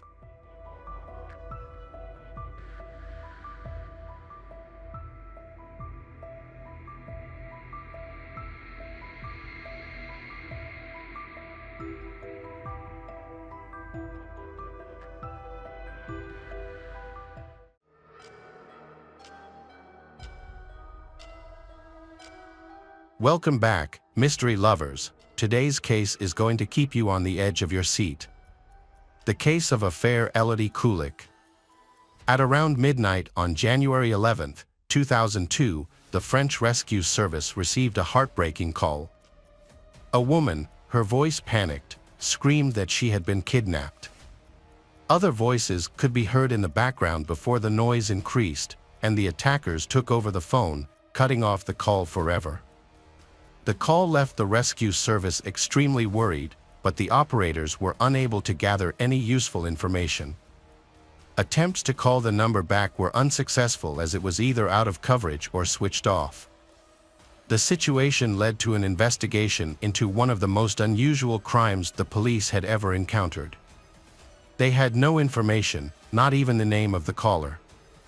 The only option was to investigate the mobile phone number, but at the time, the technology could not accurately track the caller's location, so the technology was of no help. In the early morning hours of January 11, 2002, at around 7 a.m., a random driver in the rural area of Picardy made a disturbing discovery. He noticed a car that appeared to have been abandoned in a ditch, with damage to the vehicle and the passenger door open. Concerned that the car had been stolen and abandoned, he called the police. When asked if anyone else was nearby, he replied that there was no one around. After making the call, he continued on his way. Since it was a remote area, it took some time for the police to arrive, and they arrived at the scene around 8 a.m. A Peugeot 106 was found upside down in a ditch, which seemed unusual as there was a clear and safe stretch of highway nearby, making it unlikely that it had ended up there by accident. There were no signs of braking or skidding on the road, suggesting the car had intentionally left the sidewalk at a high rate of speed. The keys were still in the ignition, but there was no sign of the driver or any passengers. Police used the license plate to identify the owner. Afer Elodie Kulik, a 24-year-old bank employee who lived nearby. While investigating the abandoned car, her bag was discovered inside, raising concerns for police. The bag contained her money, cards, and keys, but she had disappeared without a trace. Police went to the bank where the affair worked. Bank employees told them she had not shown up for work that day. They then contacted the local hospital, but there were no reports of any victims matching Afer's description. That morning, Afer's father contacted the police to report her absence. He explained that he had tried calling her cell phone, but she did not answer and did not make contact, which was very unusual for her. Normally, if she had any problems, she would always notify her family if she would be late or unable to come home. However, this time, she did not respond and it appeared that she had disappeared. Police began searching the area where her car was found and decided to release a photo to raise public awareness of her disappearance. On the morning of Saturday, January 12, 2002, a worker from a nearby farm went to a landfill 12 kilometers from the station. In the distance, he saw what he initially thought was a tree trunk. However, as he got closer, he was horrified to discover the disfigured body of a woman. He quickly called the police to report his horrific discovery. When the officers arrived at the scene, they were confronted with a horrifying sight, the partially burned and disfigured body of a young woman, showing clear signs of a violent death. Tests are needed to confirm the identity of the body. The body was discovered nearly 6 kilometers away from where her car was found the previous day, which was unusual. Police noted that this area is not frequented by many visitors. It is isolated and not a tourist destination. This suggests that the suspect is likely a local resident. The crime scene was secured and thoroughly searched for evidence. The gendarme discovered a fresh cigarette, but that may have been discarded by the potential killer. Additionally, a condom containing male fluid was located next to the body. Police focused on finding tire tread marks from any vehicle that might have brought the affair to this location, but they were unsuccessful in locating any. All collected evidence was sent to forensic scientists for analysis. On January 12, the police contacted Afer's parents to inform them of the sad news. When the family learned of the incident, the parents were devastated by their daughter's death. Overwhelmed with grief, the mother attempted to end her life. She survived but fell into a coma, remaining in that state for years until her death in 2011. The desperate father was determined to find his daughter's killer. Afer was a highly intelligent and educated young woman. She studied law in northern France and later returned to her hometown of Péronne. At just 23, she was offered a position at a bank, where she excelled and quickly became the youngest director in the bank's history. She took great pride in her career accomplishments.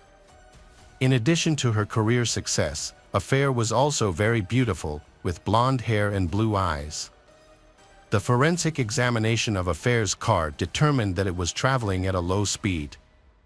There were no signs of collision with another vehicle, raising the possibility that someone inside the car might have deliberately driven it into the ditch.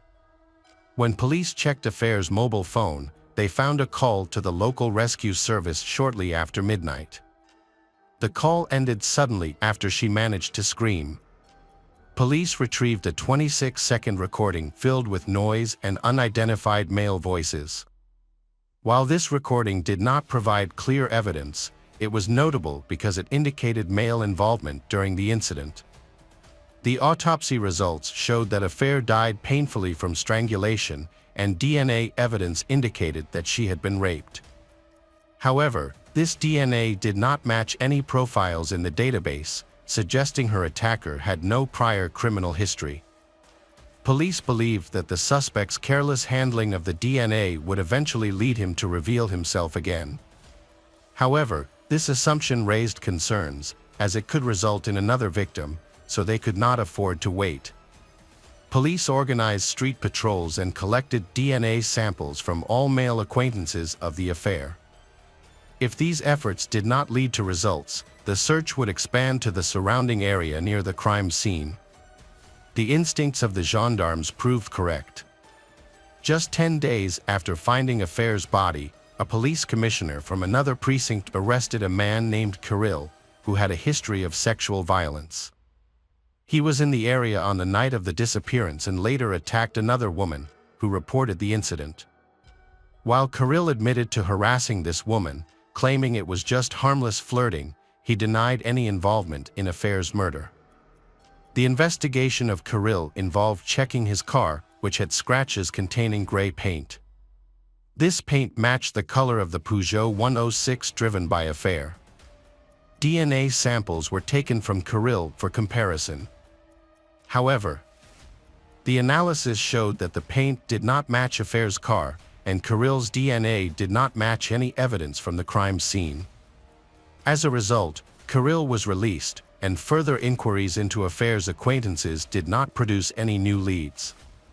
The case has no prime suspect and no new leads. It seems the investigation has reached a dead end. Meanwhile, Affair's grieving father Jackie remains closely involved in the investigation and begins his own investigations. In order to quickly find the culprit, he ensures that the case is widely reported in the media, hoping that this will lead to new leads. On April 15, 2002, 3 months after Affair's body was discovered, new clues emerged in the case. The police received a detailed report from audio experts who had analyzed the recording of Affair's last call to emergency services. The experts carefully filtered out the background noise and identified 2 distinct male voices among the cries for help.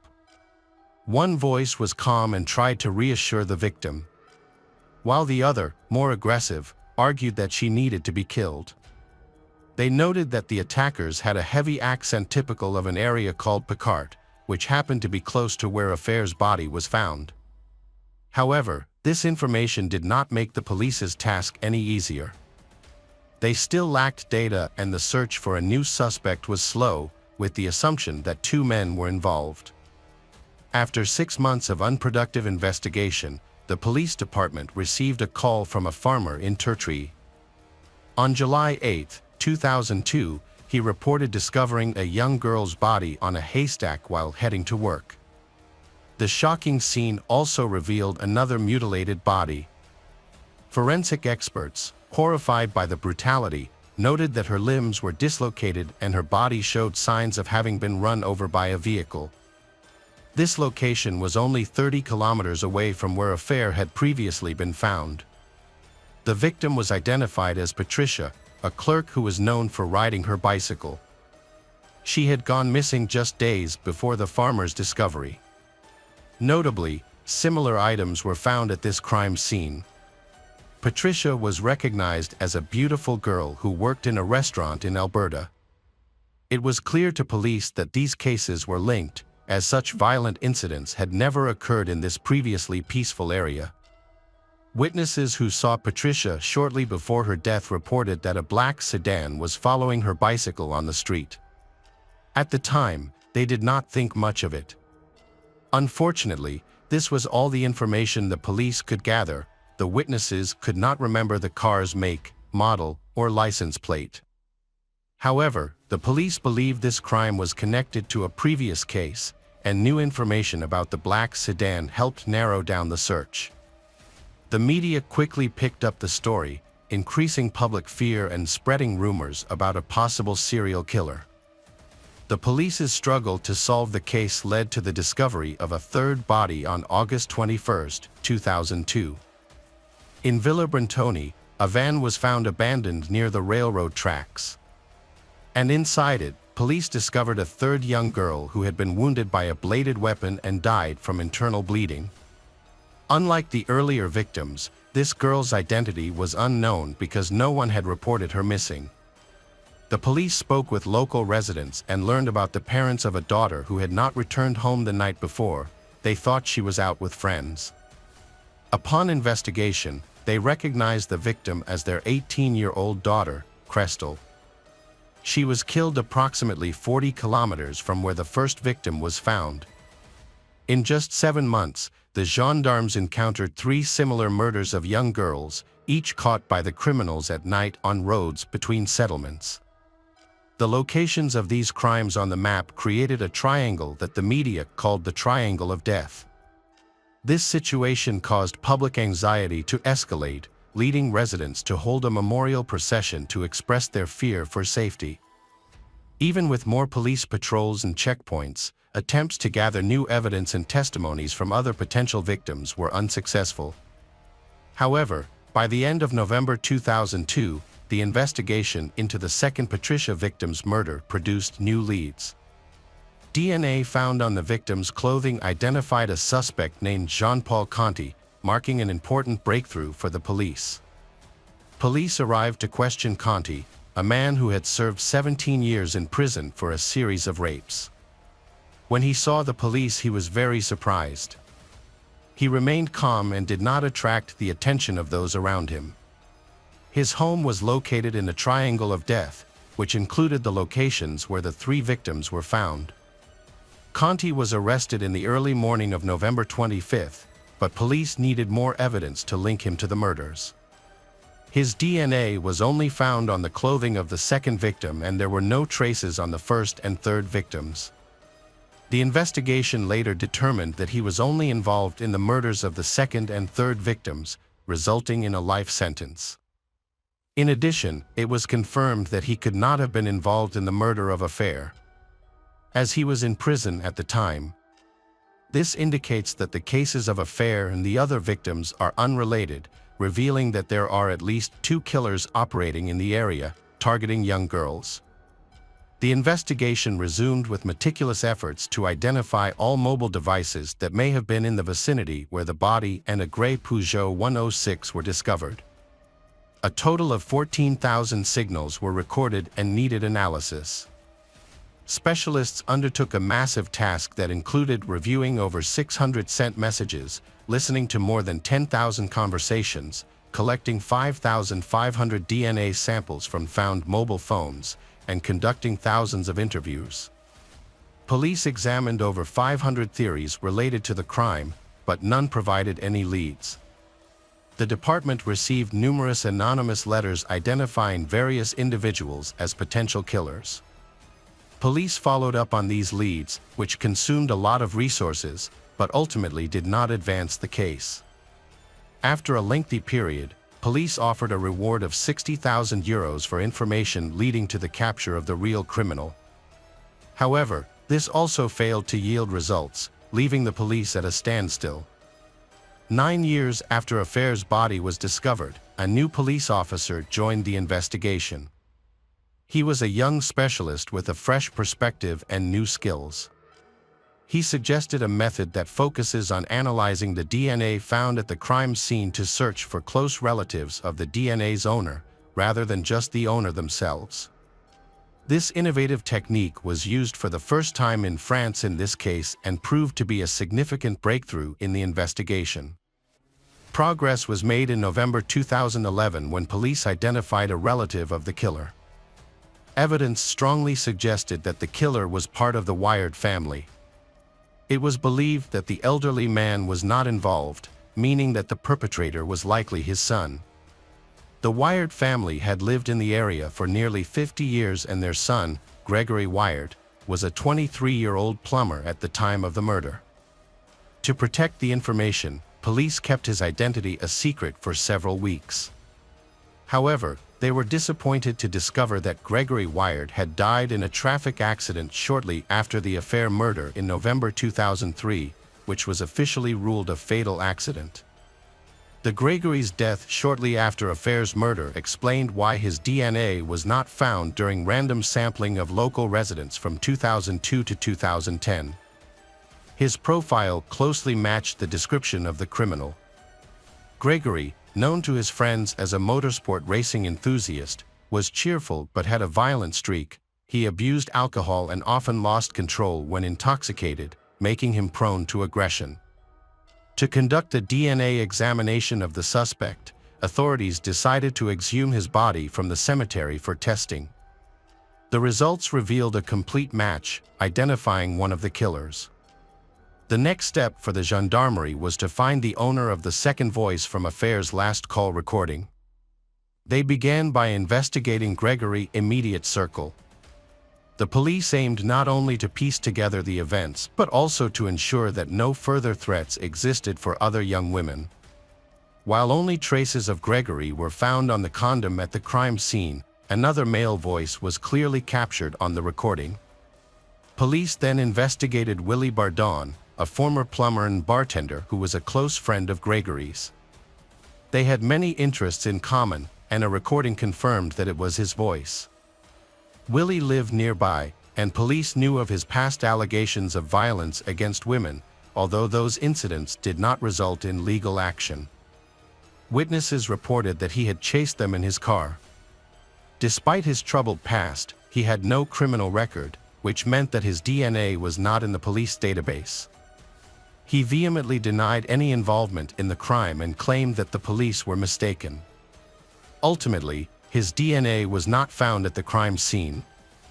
In late March 2013, Gregory's ex-girlfriend assisted police in identifying the voices of Gregory and Willie by listening to a recorded phone call.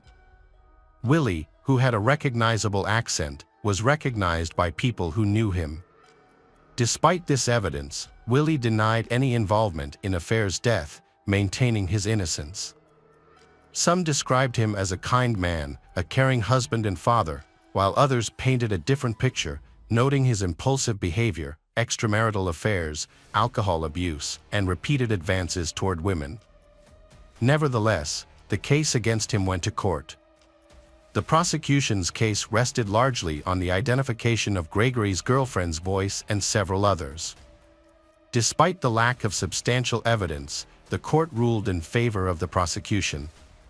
In 2019, 45-year-old Willie Bardon was convicted of gang rape, kidnapping, and murder and sentenced to 30 years in prison. While in custody, he attempted to end his life to prove his innocence. His lawyers quickly filed an appeal, and which was accepted. They argued that the voice on the crucial recording belonged to someone else. Experts analyzed the recording but could not confirm whether it was actually his voice, as it was unclear and discontinuous. This uncertainty raised doubts about the evidence against him. As a result, his conviction was appealed and Willie was acquitted due to insufficient evidence. He was released from prison on September 25, 2020. The story continues. A new trial began, and on July 1, 2021, Willie was convicted again and sentenced to 30 years in prison. His attorney appealed the decision, but the appeal was rejected. The defense team expressed their commitment to doing everything possible to free this innocent man, but he remains in custody.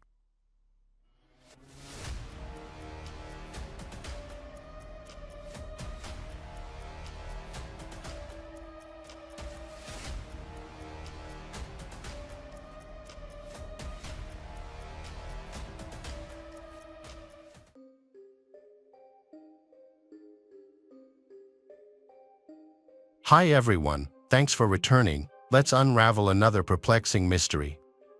The case of Jennifer and Nura Jackson. On the night of June 5, 2005, Jennifer Jackson, 39, was found dead at her home in Memphis, Tennessee, United States. The night before, June 4, Jennifer had attended a friend's wedding and returned home around 11:30 p.m. She lived in a house in a prestigious area of Memphis with her 18-year-old daughter, Nura. Their relationship was so close that they were more like best friends than mother and daughter. Jennifer had previously been married to Nazmi Hassan, a captain in the Lebanese army, and they had a daughter when she was 20. However, their marriage did not last and they divorced shortly after Nura was born. Nura remained with her mother and her father did not visit often due to his work that required frequent travel. As a result, Nura grew up without a father. Jennifer worked hard to provide for herself and her daughter, which strengthened her character. She achieved a lot. Bought a house and a car, and made sure her daughter lacked nothing. When Nura turned 16, her father retired early and moved nearby. They became close during this time. Unfortunately, this close relationship did not last long. Just a year later, her father was murdered in his store. The crime scene provided no clues and the case remains unsolved. After this tragedy, Nura changed a lot. She started skipping school, going to parties frequently, rarely coming home, and relying solely on her mother for financial support. Nura's mother, Jennifer, felt frustrated and did not know how to help her daughter. Although she tried to guide Nura, nothing seemed to work. Friends advised Jennifer to wait out this challenging period, saying that such behavior was common among teenagers and that things would eventually improve. Trusting their advice, Jennifer chose to take a step back. However, tensions within the family remain high due to Nura's defiance until a new horrifying event occurs. At approximately 5 a.m. on June 5, 2005, neighbors heard a loud and persistent knocking on the door. They were still asleep, confused as to who could be visiting at such an early hour and worried that something was wrong. The neighbors lived across the street from Jennifer's house. When they opened the door, they found an 18-year-old girl named Nura screaming, saying that someone had broken into their house. The neighbor then took out a gun for protection and followed Nura to Jennifer's house. They entered through the back door. Nura entered first. She rushed to the phone and called 911. She told the police that someone had attacked her mother. While Nura was talking to 911, she gave the neighbor directions to Jennifer's bedroom. When the neighbor entered the room, he found Jennifer lying on the floor at the foot of the bed, covered in blood.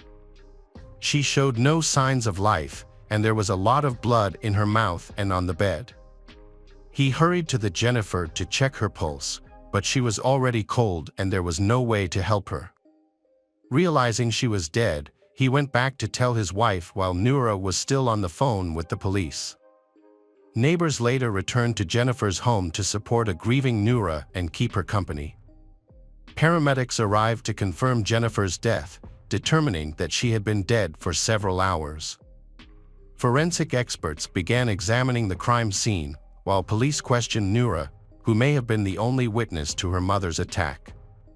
Nura said that she came home from the party around 5 in the morning and found someone breaking into the house. Worried about her mother, she quickly ran to Jennifer's bedroom, where she found her unconscious. Nura then ran to a neighbor's house for help, saying that she didn't see anyone in the house. During the investigation of the crime scene, police observed a broken window on the inner door that connects the kitchen to the garage, with shards of glass scattered on the kitchen floor. It appeared that the window had been broken from inside the house rather than outside. All entrance doors were locked with no apparent signs of forced entry. Experts noted that it seemed Jennifer was attacked while sleeping in her bed, leaving her unable to defend herself. The situation appeared staged as a break-in, but there were inconsistencies. The hole in the window was positioned much higher than the door lock, making it impractical for an attacker to reach the door handle and open it. Upon further investigation, the police discovered a second hidden lock near the broken glass, which was easily accessible. This lock, equipped with a concealed hinge on the door frame, could not be seen from outside, indicating that the attacker was familiar with the house. On the kitchen floor, police found bloody boot prints and drops of blood. In the bedroom, blood covered the bed, and Jennifer's body was on the floor, suggesting she was attacked while in bed and then dragged to the floor. The attacker inflicted over 50 wounds on Jennifer's head. There was also a wicker basket present, reminiscent of other crime scenes where criminals cover the victim's face to prevent them from seeing the attacker. The situation seemed suspicious. On the surface, the house appeared affluent, much like the surrounding neighborhood where the victim lived, which could have attracted burglars. However, nothing was stolen. Valuables were clearly visible throughout the house. There was no sign of struggle, and the woman had not been sexually assaulted. So what was the motive? The brutal nature of the attack on Jennifer suggested a personal vendetta. Consequently, police began to investigate her life more closely to identify potential suspects. At the same time, the police searched the area around the house, interviewing neighbors and looking for surveillance cameras that might offer critical evidence. Unfortunately, at that hour, all the nearby residents were still asleep. No one witnessed the attacker or heard anything unusual. Additionally, there were no nearby surveillance cameras to provide any leads. Police learned from Nura that Jennifer had broken up with Mark Irwin shortly before her death. The motive for the murder appeared to be jealousy and resentment, leading police to focus on Mark and bring him in for questioning. During the interview, Mark expressed the pain of the breakup to him, saying that he loved Jennifer and would never hurt her. Mark said that he called Jennifer around midnight to discuss personal matters, hoping to mend their relationship, but she did not answer. Assuming she was asleep, he decided not to bother her and went to bed. Mark mentioned that he stayed at his house that night, which was quite a distance from Jennifer's house, at least an hour-and-a-half drive. Although he lacked a solid alibi, he seemed genuinely distressed and cooperated fully with the investigation, passing a polygraph test. Police also tracked his car and phone, confirming that he did not leave his local area that night. This evidence led to Mark being cleared as a suspect in the murder. Nura said that her mother's second husband, whom Jennifer divorced in 2001, was abusive. He had threatened Jennifer and had once pointed a gun at her mother. Nura suspected that he was involved in her mother's murder. Police investigated this lead but discovered that he had an alibi for the time of the murder. After interviewing Jennifer's relatives, police determined that she had no enemies. Instead, all the evidence pointed to Nura, who had been arguing with her mother recently. Nura may have staged the crime. She may have had a motive to kill her mother to inherit her mother's money.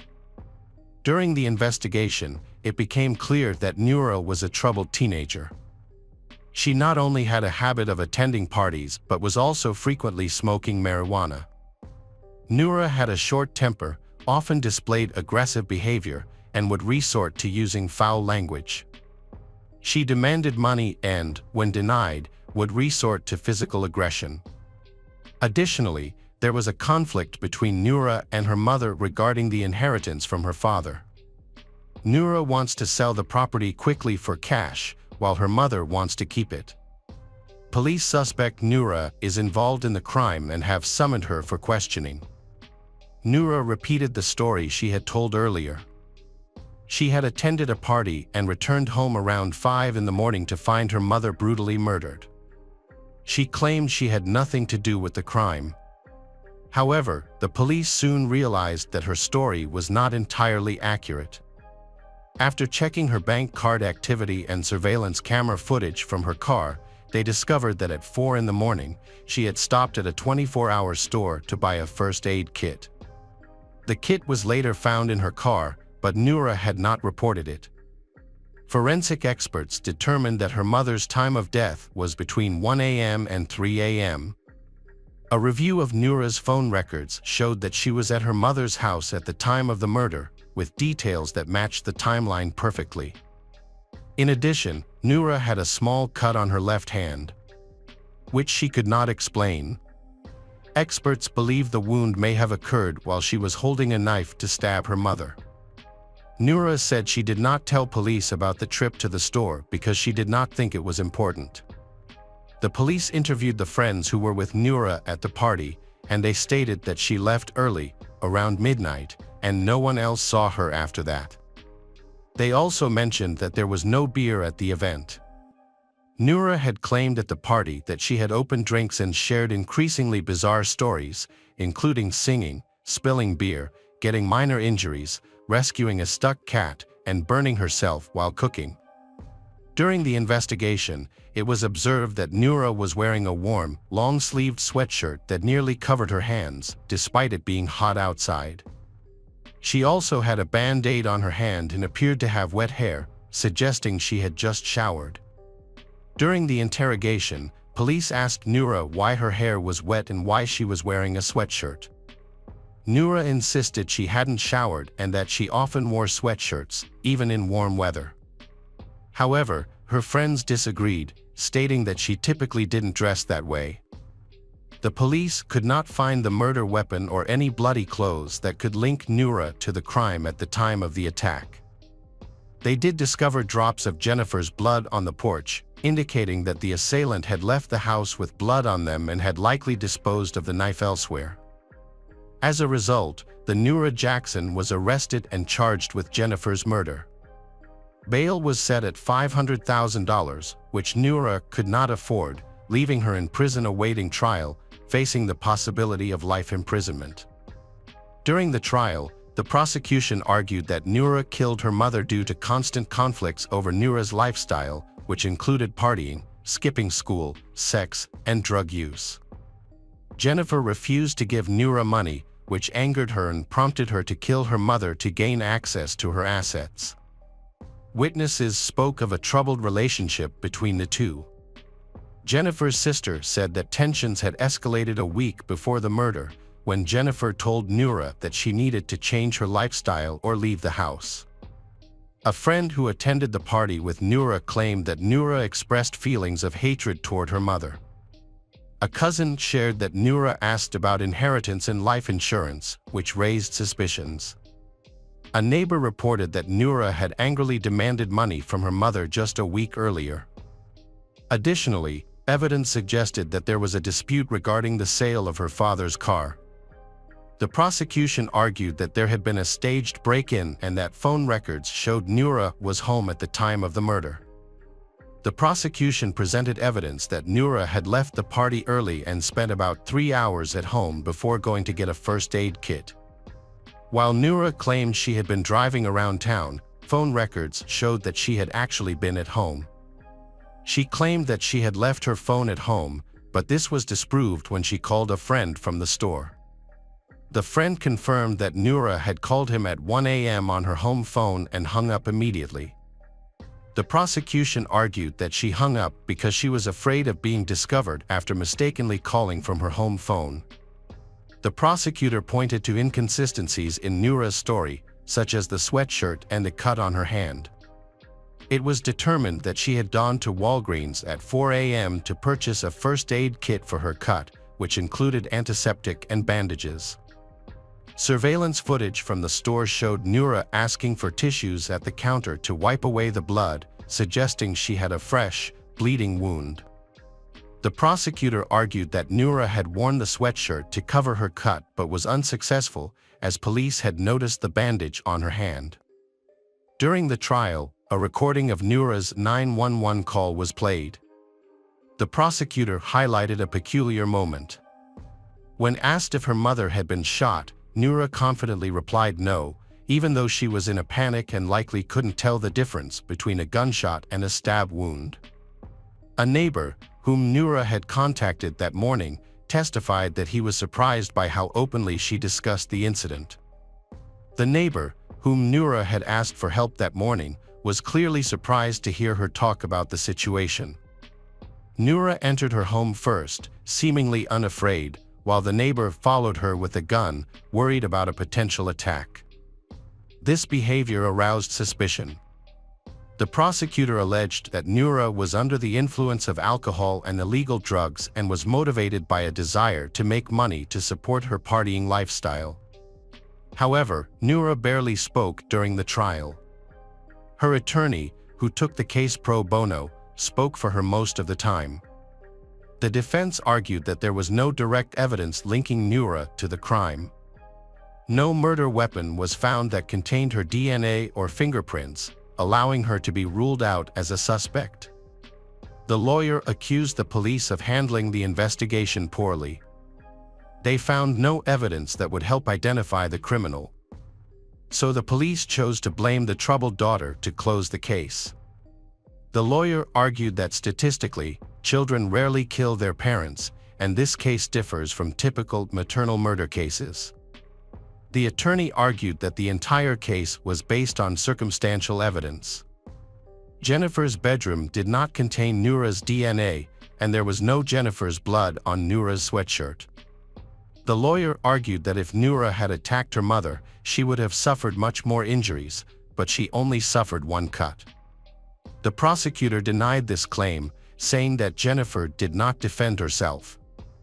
Instead, she was asleep at the time of the attack. Despite the defense's arguments against the investigation, the prosecutor's evidence convinced the jury, resulting in Noura Jackson being convicted of second-degree murder. She was sentenced to 20 years and 9 months in prison. After nearly 10 years, the Tennessee Supreme Court granted Noura a new trial. It was revealed that a key witness, a friend of Noura's, came forward, claiming that she had called him to her house to resolve a problem. That night, the witness had also used drugs, which may have affected his judgment, and the prosecutor was charged with withholding this information during the trial.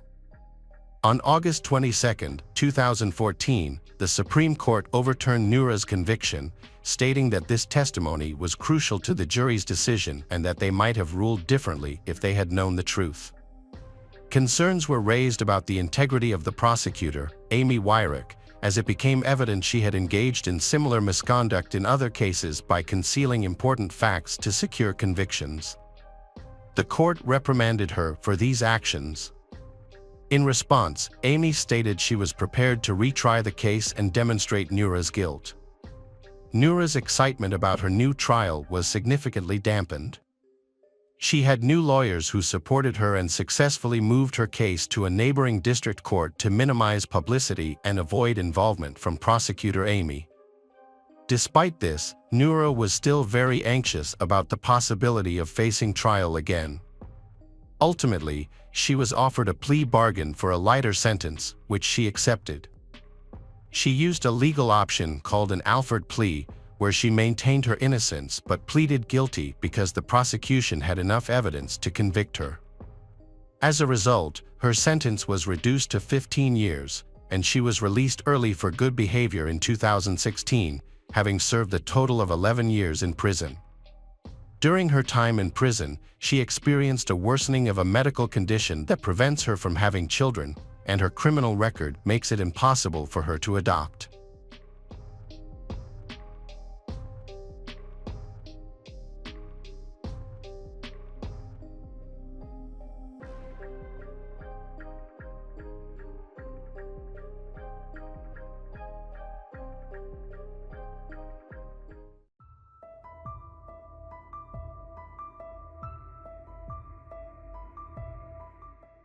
Welcome back to our channel. Today, we will explore a new case, the disturbing case of Ryan Wingarden.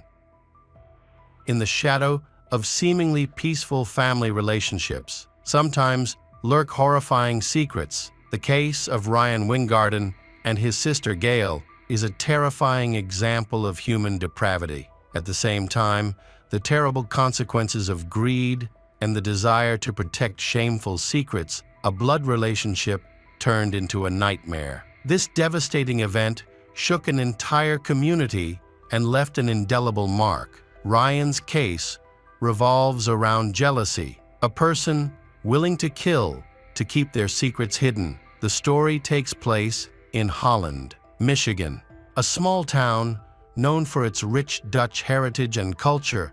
The town's charm and beautiful scenery create a pleasant atmosphere. Newlyweds Gail and Rick Brink lived in a northern town. That seemed perfect for they to build their future together.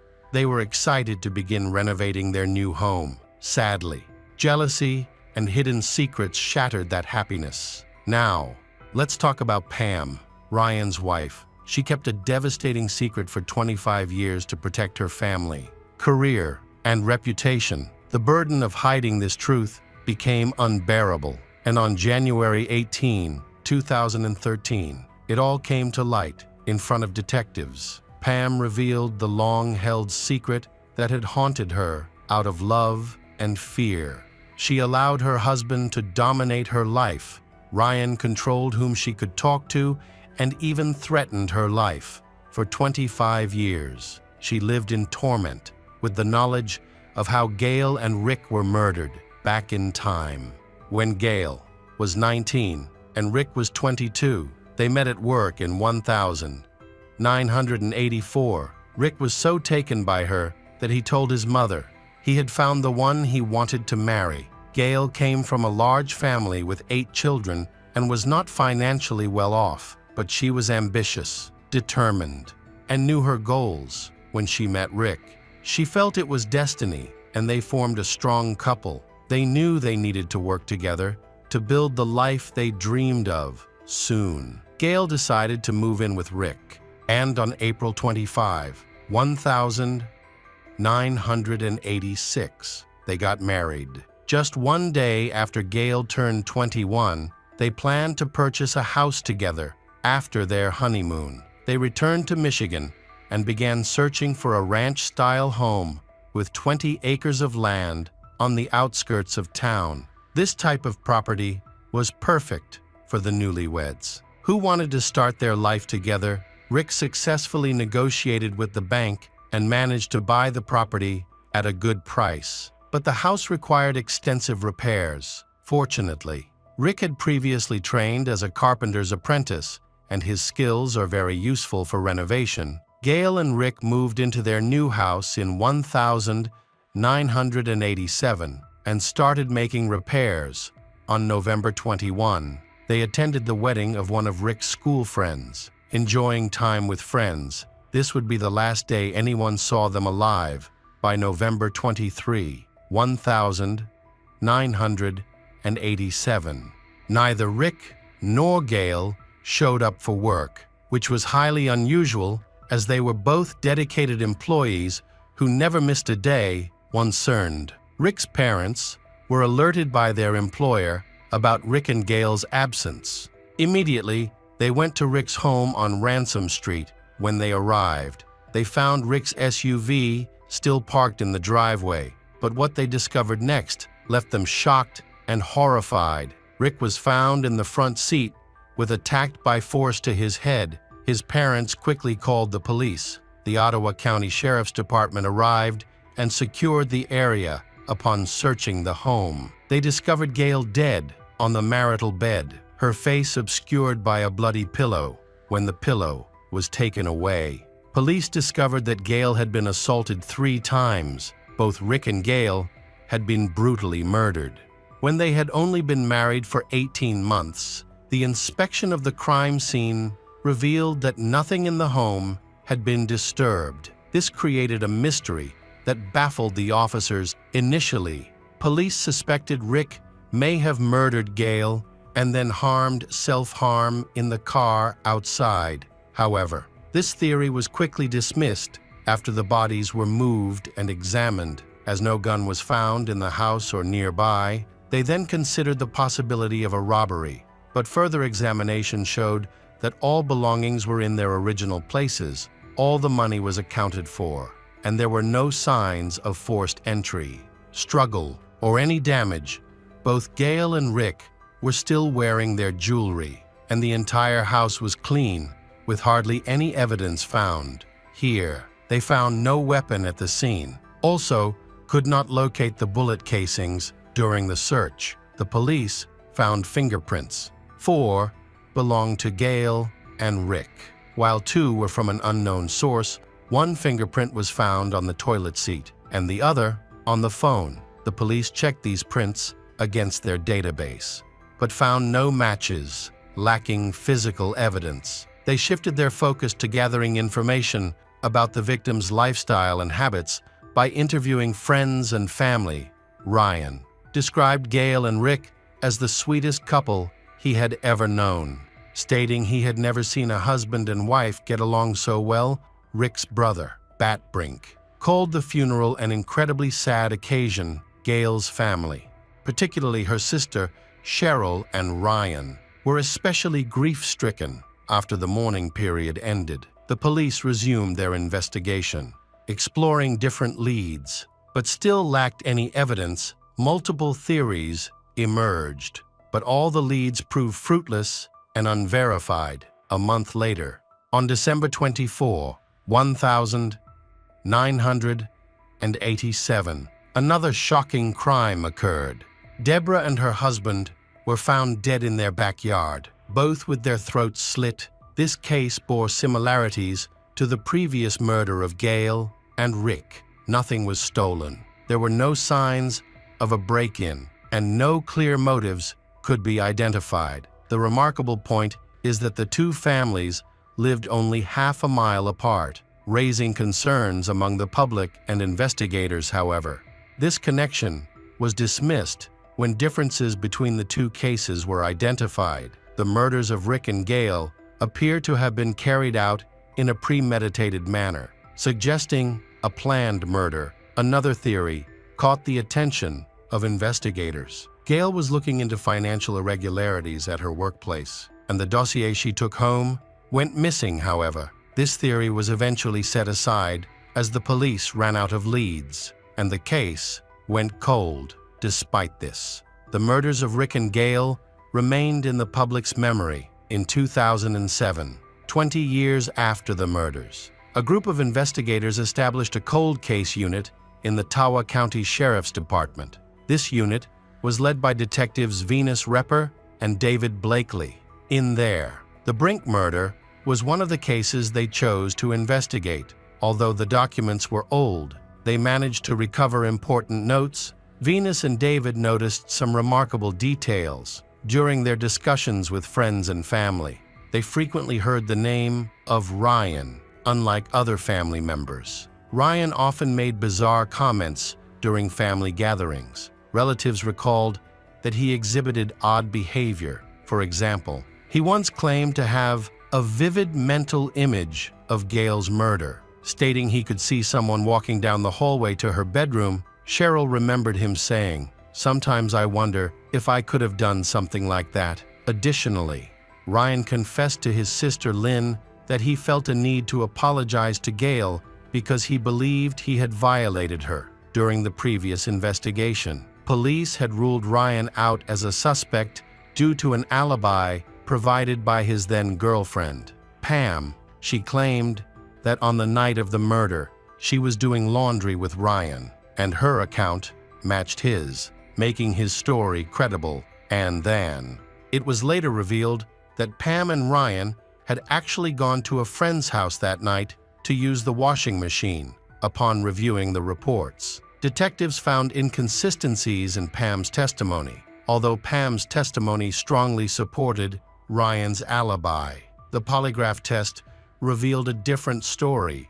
When asked if she was with Ryan that night, Pam said no, and the polygraph indicated no deception in her response. This raised concerns, so detectives decided to investigate further by visiting Pam in the trailer park where she lived with Ryan and their children. At that time, Pam and Ryan had been married for 23 years and had 3 children together. Pam had first met Ryan in 1987 when she was a single mother with a 6-month-old baby. They married in 1990 and remained together since then. The detectives arrived at the trailer park and were greeted by Ryan. Since marrying Pam, Ryan had become a devoted husband and was actively involved in raising their children. He informed the investigators that Pam was not home, and they asked him about his account of the double murder that occurred that night. Ryan's recollection of events was quite vague. After the brief investigation, the detectives arranged to meet with Pam at the department later, but Ryan insisted on being present for the conversation. They informed him that this was not possible, as they needed to question Pam alone. Pam's account was consistent with the alibi she and Ryan had previously provided. Despite this, Detectives Venus and David sensed that something was off. They were determined to investigate further, delve into Gail's and Rick's past. As they looked into Pam and Ryan's relationship, they discovered that Ryan had not always been faithful to Pam while dating her. He had also been involved with another woman, Crystal Beelan, with whom he had an unstable relationship for 4 years. She ended things with Ryan when she realized he was becoming serious with Pam. But their friendship continued. Detectives located Crystal and invited her to the department, where she agreed to come in voluntarily. The interrogation proceeded smoothly, and no incriminating evidence emerged during the conversation. However, she disclosed a significant secret that changed the direction of the case. She revealed that Ryan had previously confessed to her about an incestuous relationship he had with Gail when they were younger, a few days after the murder. Ryan had asked Crystal to drive past the crime scene, but she found it inconvenient, so they went to a nearby park instead. While at the park, Ryan expressed a need to talk and said he wanted to share a heavy secret with her. He then recounted the sexual relationship he had with Gail, claiming that it was consensual. However, he mentioned that, in his last request to Gail in the backyard, she rejected him, but he still proceeded with his intentions and forced himself on Gail. Ryan showed Crystal pictures of Gail in a bikini, expressing how he couldn't take his eyes off Gail and that he was deeply attracted to her. It seemed he was the only one aware of his feelings. One day, Rick caught Ryan staring at Gail, leading to some suspicion on Rick's part. Although he didn't confront Ryan about it, Crystal's revelation about Ryan's feelings gave the detectives a new perspective on the case, but her information wasn't sufficient, prompting the need for more investigation. To gather more details, they needed to speak with Pam. When Ryan and Pam arrived at the office, it was challenging to persuade Ryan to allow the detectives to speak with Pam privately. Eventually, he relented, and the questioning of Pam began. In Pam's testimony, she revealed that she was deeply in love with Ryan, particularly because Ryan was encouraging her and her child to move in with him. However, the situation quickly took a turn for the worse. That evening, Ryan took Pam to Gail's house, he parking in a way that would keep them hidden. He then led Pam to Rick's car. When Pam looked inside, she saw Rick's body on the front seat. Ryan didn't allow her to linger. He grabbed her wrist and pulled her into the house, leading her down the hallway. In the master bedroom, they have seen Gail's lifeless body, which appeared to be peacefully sleeping. Ryan picked up a pillow and placed it over Gail's face, saying, "Isn't she beautiful?" He then turned to Pam with a threatening look and warned, "If you go to the police or tell anyone what I did, this could happen to you too." Terrified, Pam fled from the house, despite the horror she had just witnessed. That night, she stayed with Ryan at his house. The next morning, they continued their lives as if nothing had happened. When Pam insisted on knowing why Ryan killed Rick and Gail, he finally confessed that he had a sexual relationship with Gail when they were younger. He was afraid that Rick might have found out about it. Over time, Ryan also revealed that he envied the success of Gail and Rick because he felt unsuccessful in his own life. He made money by selling small amounts of illegal substances. And after marrying Pam, she became the main provider for the family, while he stayed home to raise their children. Ryan was jealous of Gail's life and her husband, their new home. With her career, he was consumed by jealousy and resentment. Watching Gail be happy with someone else, Ryan was quickly arrested after Pam's confession. However, he maintained that he did not kill the family.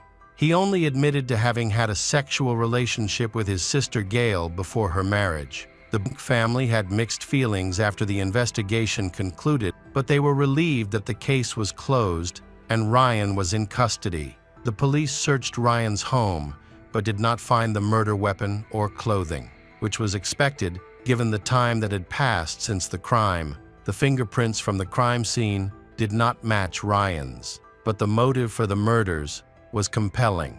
As a result, Ryan was charged with 2 counts of first-degree murder. His trial began in March 2014 in Ottawa County Court. The prosecution argued that Ryan was driven by jealousy and feared that Gail would reveal their incestuous relationship. 60 witnesses testified against him, but it was Pam's testimony that ultimately determined Ryan's fate. In Pam's testimony in court, Ryan reacted by hurling insults at her, leading the court to reprimand him and have him removed from the courtroom.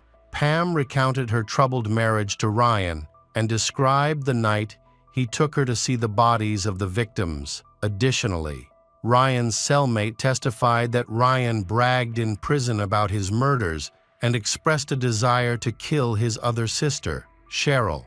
Because she was assisting in the investigation, Ryan also defended himself, but his statements were erratic and confusing. He claimed that the authorities were conspiring against him, suggesting they needed to close the case. He alleged that the police had coerced Pam into giving false testimony. On March 28, 2014, the jury reached a verdict. Ryan Weingarten was found guilty of both murder charges.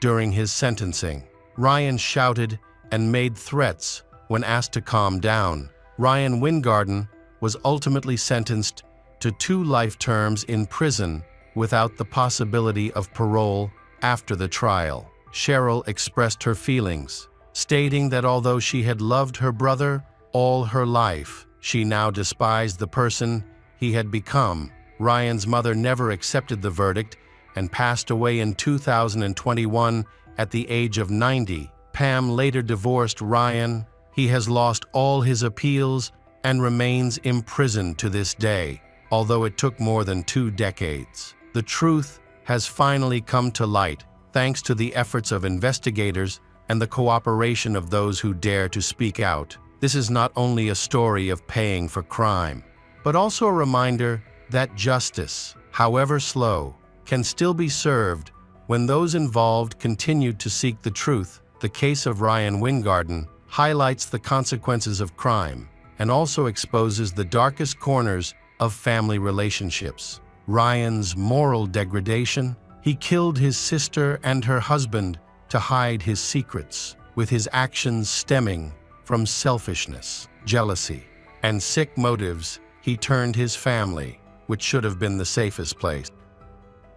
Weingarten suffered emotional highs and lows throughout the sentencing, crying at points and flaring up at others. At one point, he quoted from the Bible and then exclaimed loudly that he did not commit the crime, expressing his belief that the Lord knew he was innocent and that he had only told the truth. He referred to himself as an innocent man who was shackled for no reason other than what Repper and Blakely suggested to his wife. He reminisced about the night his daughter, whom he referred to as his little angel sent down from heaven, was conceived. He encouraged his children to be good citizens, advising them not to cheat, lie, or steal, and to be good neighbors who were quick to forgive. At several points during his speech, he wept, stating that he was an innocent man stripped of his family and wife because of lies. Assistant Ottawa County Prosecutor Lee Fisher remarked that Weingarten's outburst only reinforced the opinion that he had committed the killings, implying that he was definitely not in touch with reality. Fisher added that the conviction provided closure for both families and signified that justice had been served, allowing them to no longer wonder what had happened to their brother and Gail. "My sister's been dead for 27 years, Murphy sobbed. "Now, I can go to her grave and say goodbye. You know, we're done.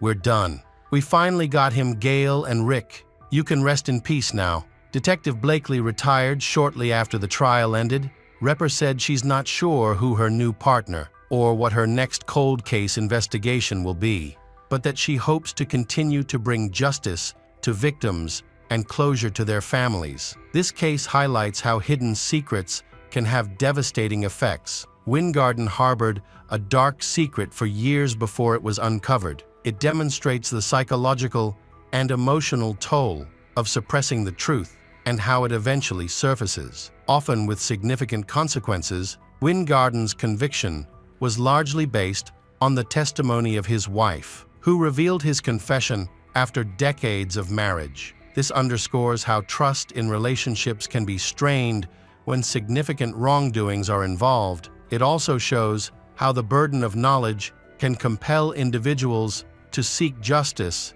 even at personal cost. The case remained unsolved for over 20 years, until investigators revisited it using modern interrogation techniques and social dynamics. This underscores the importance of persistence and advancements in forensic science and investigation, which can bring justice even decades after a crime. The murder stemmed from jealousy and unresolved issues within the family. It serves as a reminder that family disputes, if left unchecked, can escalate into tragic outcomes.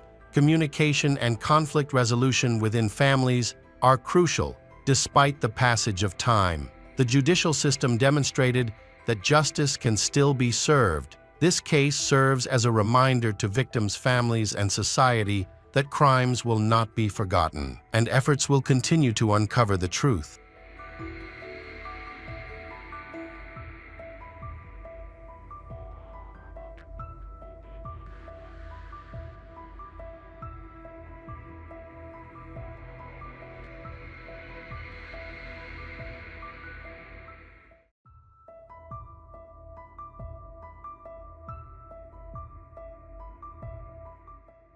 Hello, everyone. Today, we will learn about another case, the case of Alexandra Douxet.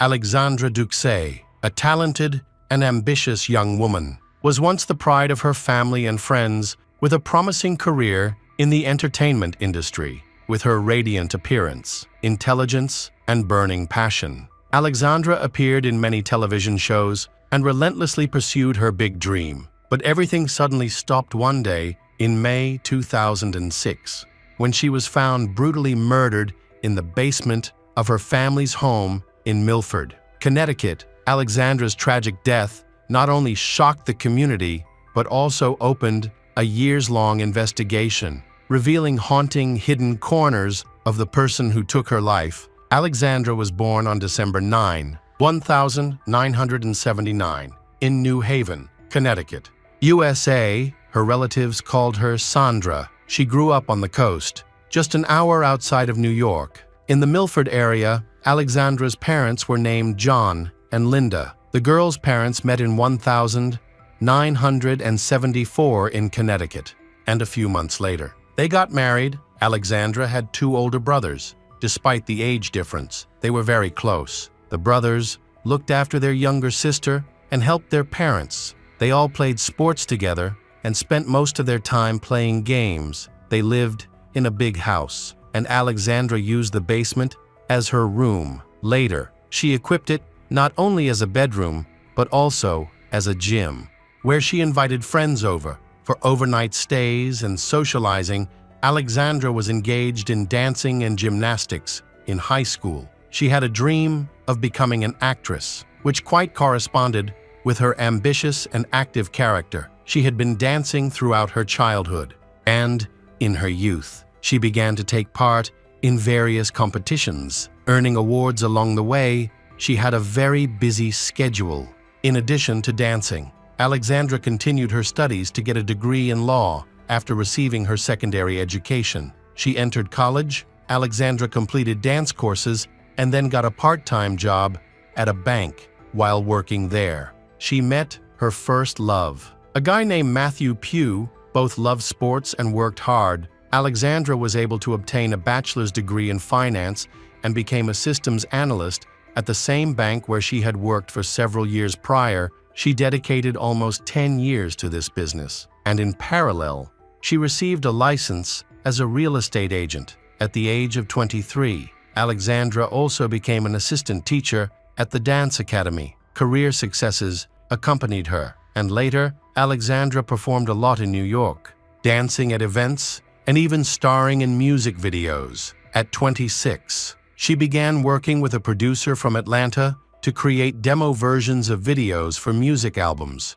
Her dreams began to materialize. An agent in New York who helped her pass auditions, and as a result, she landed supporting roles in a popular TV series for Alexandra. It was a significant milestone, despite the secondary role. She believed it was only a stepping stone to greater success, given the scale of her activities. She had practically no time for a personal life, despite having dated her boyfriend for years. By January 2004, they decided to break up. Alexandra chose to fully concentrate on work and dancing. This decision coincided with a difficult time for her family. Her parents also decided to separate. Her father returned to Florida to be closer to his elderly mother. By this time, Alexandra's brothers had moved away and were living with their own families, leaving her effectively alone with her mother. Despite most of the house being vacated, she continued to live in the basement,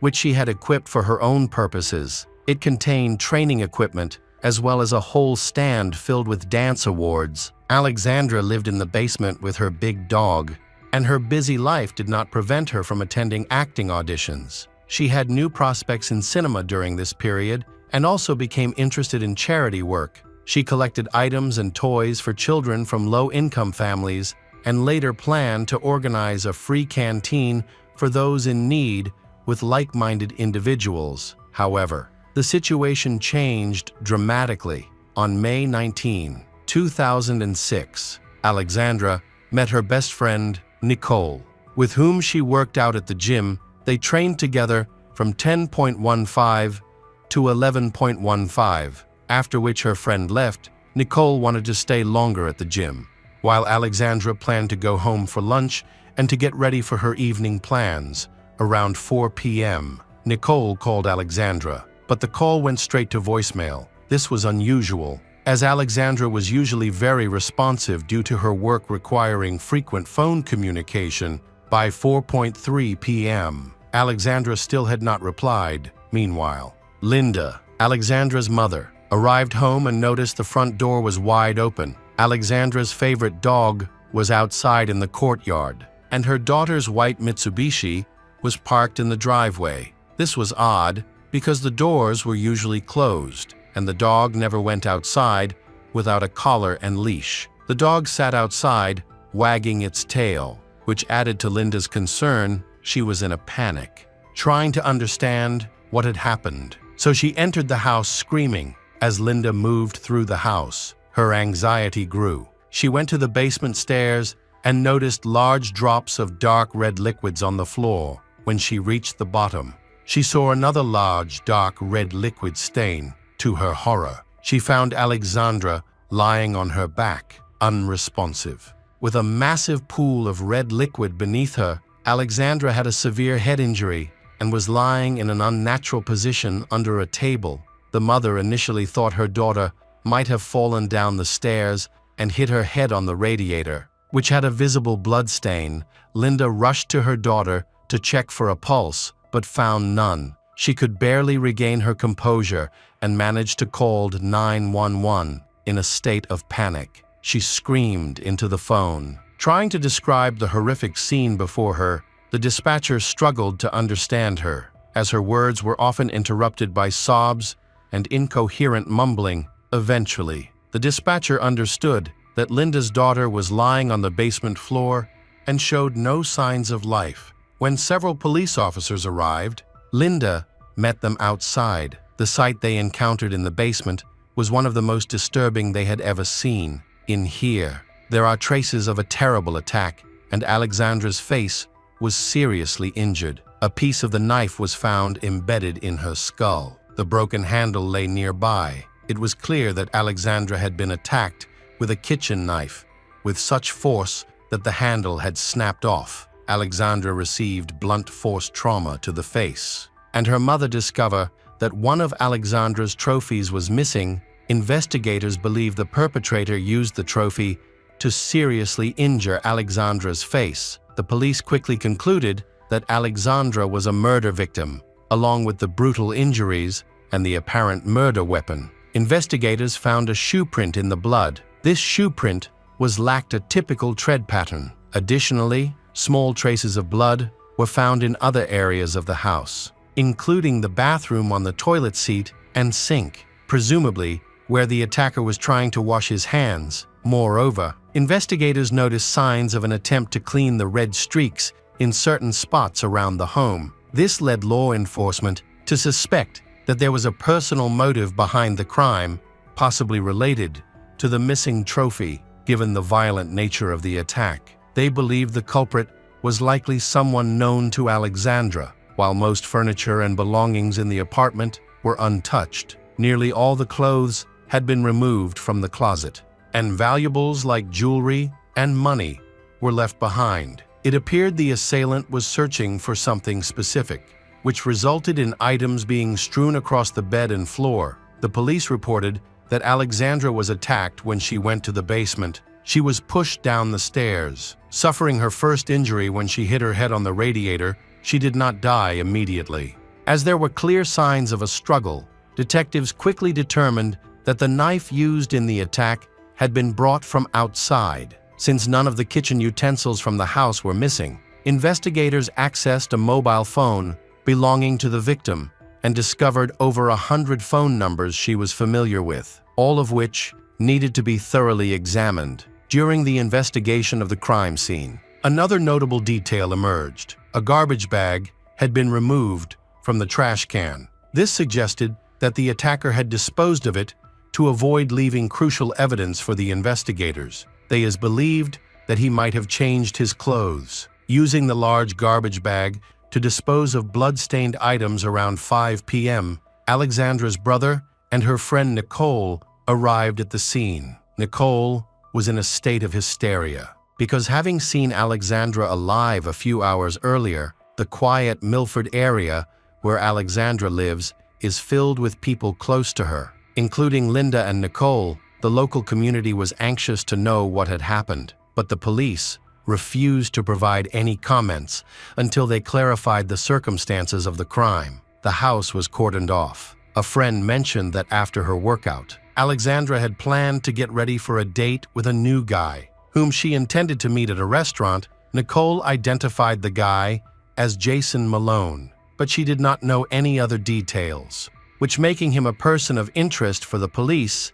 Detectives and family members of Alexandra were canvassing the area and interviewing residents. In Milford, a place known for its low crime rate, this incident shocked the community. Alexandra was a celebrity known for her minor roles in the TV series Law and Order Now. She herself has become the face of crime reporting. The seriousness of the situation brought national media attention. The police reached out to the media to seek potential witnesses, prompting local journalists to actively search for information. However, neighbors provided conflicting accounts. One man reported seeing a red pickup truck near the scene around 12:3 p.m. that he believed did not belong to anyone in the area. Another neighbor claimed to have seen a black man walking past the victim's house around 4 p.m., who then got into a dark green Honda Accord. Unfortunately, none of the witnesses took photos or remembered the license plate numbers. Meanwhile, detectives were trying to learn more about Jason, who out to be Alexandra's new boyfriend, although they couldn't reach him directly. His sister answered the police's calls and provided information about him, allowing them to invite him to the police station for questioning.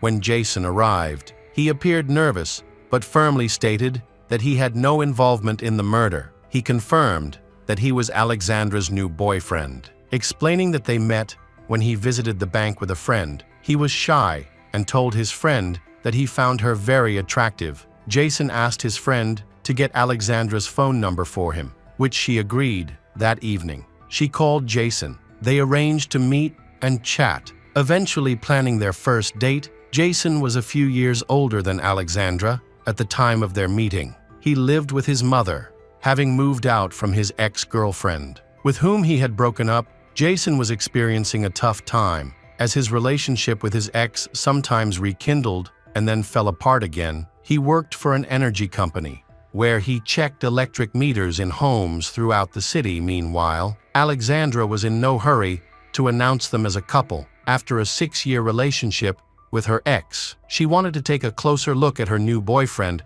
and make no statements about him. At the station, Jason reported that he called Alexandra around noon. They had a calm conversation and made plans for the evening, intending to have dinner together. During their phone call, Alexandra suddenly asked him to hold on because she saw her ex-boyfriend outside her house. Jason then heard the door open, and Alexandra asked, "What are you doing here?" but received no response. After the door closed, she picked up her phone again and told Jason she couldn't talk at that moment. Jason suspected that she let someone into her house and then didn't call him back, which made him feel suspicious and a bit jealous. 15 minutes later, when she still hadn't called back, he started to worry. Fortunately, she answered his call at 12:35. They spoke for a few more minutes, but Alexandra didn't mention who had visited her or why. Jason's account helped narrow down the time frame of when Alexandra died, according to Jason. During this period, he was busy with work, driving around the city and checking equipment. After 3 p.m., he went to a clothing store to choose new pants for their date. Around 4:3, he tried calling her again, but she didn't answer. Later, when he went to her house, he noticed police cars nearby. The police talked to the victim's relatives and found out that Alexandra's only ex-boyfriend was Matthew. However, they had broken up 2 years, while detectives were working on obtaining a warrant to examine mobile phones. They spoke with Alexandra's relatives. They learned that her breakup with her ex-boyfriend was not smooth. Linda was aware that Matthew had a criminal record and had treated Alexandra poorly. Their relationship lasted until Matthew was first imprisoned in 1998. During his time in prison, Alexandra supported and visited him, but he ended up serving a long sentence. Despite Alexandra's love for him, doubts about their relationship grew. By January 2004, they officially ended their relationship, partly due to Matthew's increasingly rude and threatening behavior. Although they still communicated, his aggression continued to rise. So was no chance of rekindling their relationship. At this time, Matthew was found living with his wife about 30 minutes from the home of Alexandra. On the day the police arrived, he was working at a Papa John's restaurant. The conversation with the police took place right there on the 15th. He mentioned that he had 2 jobs, the second being with a company that manufactures aircraft parts. Located about an hour north of Milford, he claimed he was working from 6:3 a.m. to 3 p.m. on the day of the murder and left home only after learning that Alexandra had died. The police noticed he appeared somewhat confused during the conversation. Matthew appeared to distrust the police, but he did admit that he had spoken to Alexandra on the phone a few days before her death. Their last in-person meeting, however, had occurred at least 4 weeks prior to the tragic event. After this conversation, the detectives left the following day. Matthew returned to the police station and confessed that he had lied during their previous discussion. He clarified that he actually arrived at work at 6:3 a.m., but at 9:15 a.m., he requested time off and left. He spent most of the day at home and went into town to care for a sick relative. Matthew insisted that he was neither in Milford nor close to the suburbs that day. He agreed to take a DNA test and provided the police with the clothes he wore on the day of his ex-girlfriend's death. The investigation continued, and both he and Jason remained the main suspects in the murder. Forensic experts determined that Alexandra had died from multiple stab wounds, cuts, and blunt force trauma. Primarily to her face, the attack was so brutal that she had swallowed several of her own knocked-out teeth before dying. The expert discovered a crucial piece of evidence. A hair found stuck to the dried blood on Alexandra's body did not belong to her. Additional pieces of duct tape were found on her face. Apparently, it was used to tape her mouth during the massacre. Investigators looked into Jason's background and found that he had a criminal record. Having served over 5 years for banned substance trafficking, he also drove a car that matched the description given by a neighbor of one of the victims. Another witness reported seeing this dark green car parked near Alexandra's house throughout the day. Despite this, Jason maintained his innocence, arguing that the car model he drove was very common in the city at that time. However, detectives could verify not his alibi of being at a clothing store to buy pants around 3 p.m. He had indeed visited the store, but much later in the evening, which contradicted his statement. Maybe he was trying to mislead the investigation, however, by checking the geolocation data from his phone calls. Investigators found that although his phone was active throughout the day, it never registered in the Milford area. Consequently, the police ruled him out as a suspect. It was now Matthew's turn to be questioned. The police spoke with Alexandra's mother to gather more information about him. She had never liked Matthew. He was 7 years older than Alexandra and had a criminal record. Unlike Alexandra, he showed no interest in personal growth or work. The detectives then contacted his employer, who confirmed that he had left work much earlier than he had claimed. Instead of finishing at 9:15 a.m., he actually left at 8:39 a.m. He had also been at a gas station at 2:1 p.m., not at noon, as he had told the police. The discrepancies in his words were alarming. While he spent time at car dealerships until 4 p.m., the times he provided were incorrect. The investigators suspected that Matthew might be the murderer. On May 26, they obtained a search warrant for his house. Inside, everything was tidy and clean, with nothing suspicious found except for some fine art. It was assumed that the remains of this roll could have been found on the victim's face. However, this did not indicate involvement in the murder. Since many people have electrical tape in their homes, all other tests and analyses failed to link Matthew to the crime. A thorough search of his property yielded no results. Leaving the investigation at a standstill, the only remaining action for the police was to send the electrical tape they had found for lab analysis. This type of tape was quite specific and difficult to find. It was not available in regular stores or online. In 2006, only 3 nearby companies used it, one of which was an aircraft parts plant where Matthew works. The electrical tape found on Alexandra's face had the same adhesive base, which could indicate the real killer. The police decided to contact Matthew's relatives again, and they uncovered important information. Matthew's brother revealed that he had a fierce temper and a potential motive against Alexandra. They discovered that, in 2002, he had given Alexandra his Nissan car and later lent her $2. She broke up with him in January 2004 while he was in prison, and she refused to return anything. It made him very angry. On June 14, detectives re-interrogated the suspect, highlighting the inconsistencies in his story. But Matthew managed to explain each of the disputed points, leaving the police with no new evidence. It wasn't until the end of the year that the DNA test results were available. The tests revealed that all the blood in the basement belonged solely to Alexandra. The blood droplets found in the bathroom were more special, as they belonged to her and a man. However, the concentration was too low to extract precise DNA profiles based on the results of the examination. Experts were able to establish that the killer was a black man. The hair found on Alexandra's hand could not be identified, and none of the fingerprints collected at the crime scene matched the suspects. Additionally, the specific shoe print could not be traced. Consequently, the investigation reached another standstill. A reward of $50 was offered for any information that could help advance the case. In 2010, authorities decided to reach out to prisoners. A photo of Alexandra was shared with correctional facilities. In September 2011, a prisoner named Paula contacted the Milford Police Department. She revealed that her former cellmate, Christopher Richards, had been in a relationship with Alexandra for 2 years before her death. Paula noted that they were together during the time between Alexandra's breakup with Matthew and the start of her relationship with Jason. Surprisingly, this relationship was unknown to others. When Alexandra informed Christopher's about their breakup.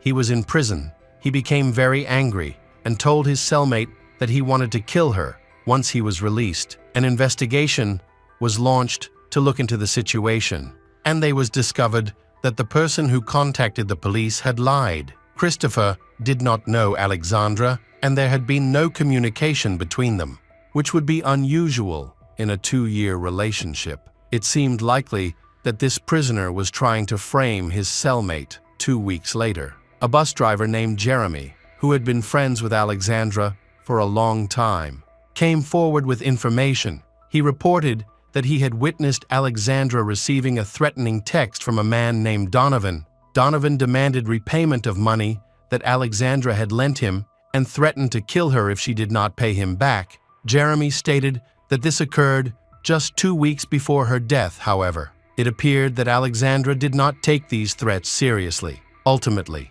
this claim was also found to be false 6 years later. In August 2012, detectives finally received crucial information. Anthony Pugh, Matthew's cousin, reached out to the police station. He revealed details about a gifted car and the $2 that Alexandra had borrowed from her brother. His long story began back in 1993, when Matthew involved him in a criminal scheme. Both were later imprisoned for their actions and, after being released in 2005 and 2006, they found jobs at the same plant, although they maintained a good relationship.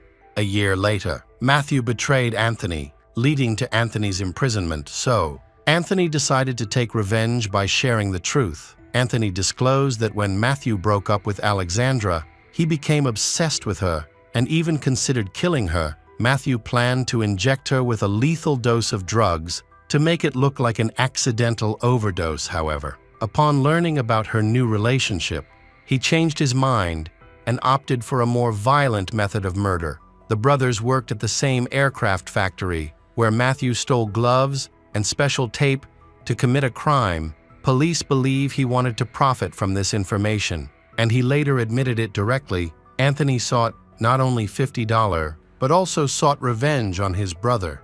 When the information was verified, it was found that during the initial data analysis, the police overlooked that Matthew was indeed in the area near Milford at around 11.47, but left at 12.07. He returned and stayed at the scene for over an hour. Ultimately, the police had strong grounds to arrest Matthew and file charges against him. On August 24, 2012, Matthew Pugh was charged with first-degree murder and home invasion. However, at that time, he was already in prison for assaulting a woman in 2008. He threatened the victim with a weapon and stole her purse when she tried to resist. He's attacked her in the arm. The prosecutor's office found out that the problems with Matthew began after Alexandra wrote to the prison that she wanted to break up. According to cellmates, he was obsessed with her. In response, he wrote an 8-page letter over a couple of months, of course. He was angry because of these events, but after leaving prison, he did not show any aggression towards his ex. He started a relationship and even had a child. But at the same time, Matthew, all this time, hatched a plan. 3 years later, in February 2015, Matthew appeared in court. The prosecution claimed that the guy committed a deliberate massacre on the basis of jealousy. The lawyer insisted that the client was not involved in the murder because there was no direct evidence in the form of DNA and fingerprints at the crime scene. The situation for Matthew became completely stalemate when he began to answer the prosecution's questions. He desperately tried to prove his innocence, but it all didn't seem very plausible. Besides, his brother was testifying against him. The jury went to pass sentence. It was really not easy. In this complicated story, there were many blank spots, and many considered the accused a pathological liar. It was even necessary to ask the court to repeat Matthew's story only 3 days later. The jury found him guilty of first-degree murder and trespassing. He was sentenced to 60 years in prison for murder and another 20 for trespassing. The Alexandra Duxie case is a heartbreaking and complex one that leaves many unanswered questions, from the tangled relationships between Alexandra and those around her to the doubts about who took her life. The case remains one of the most controversial and haunting in Milford, Connecticut, although the killer, Matthew Pugh, has been convicted. Stories of motives, complicated relationships, and unclear details continue to haunt the public.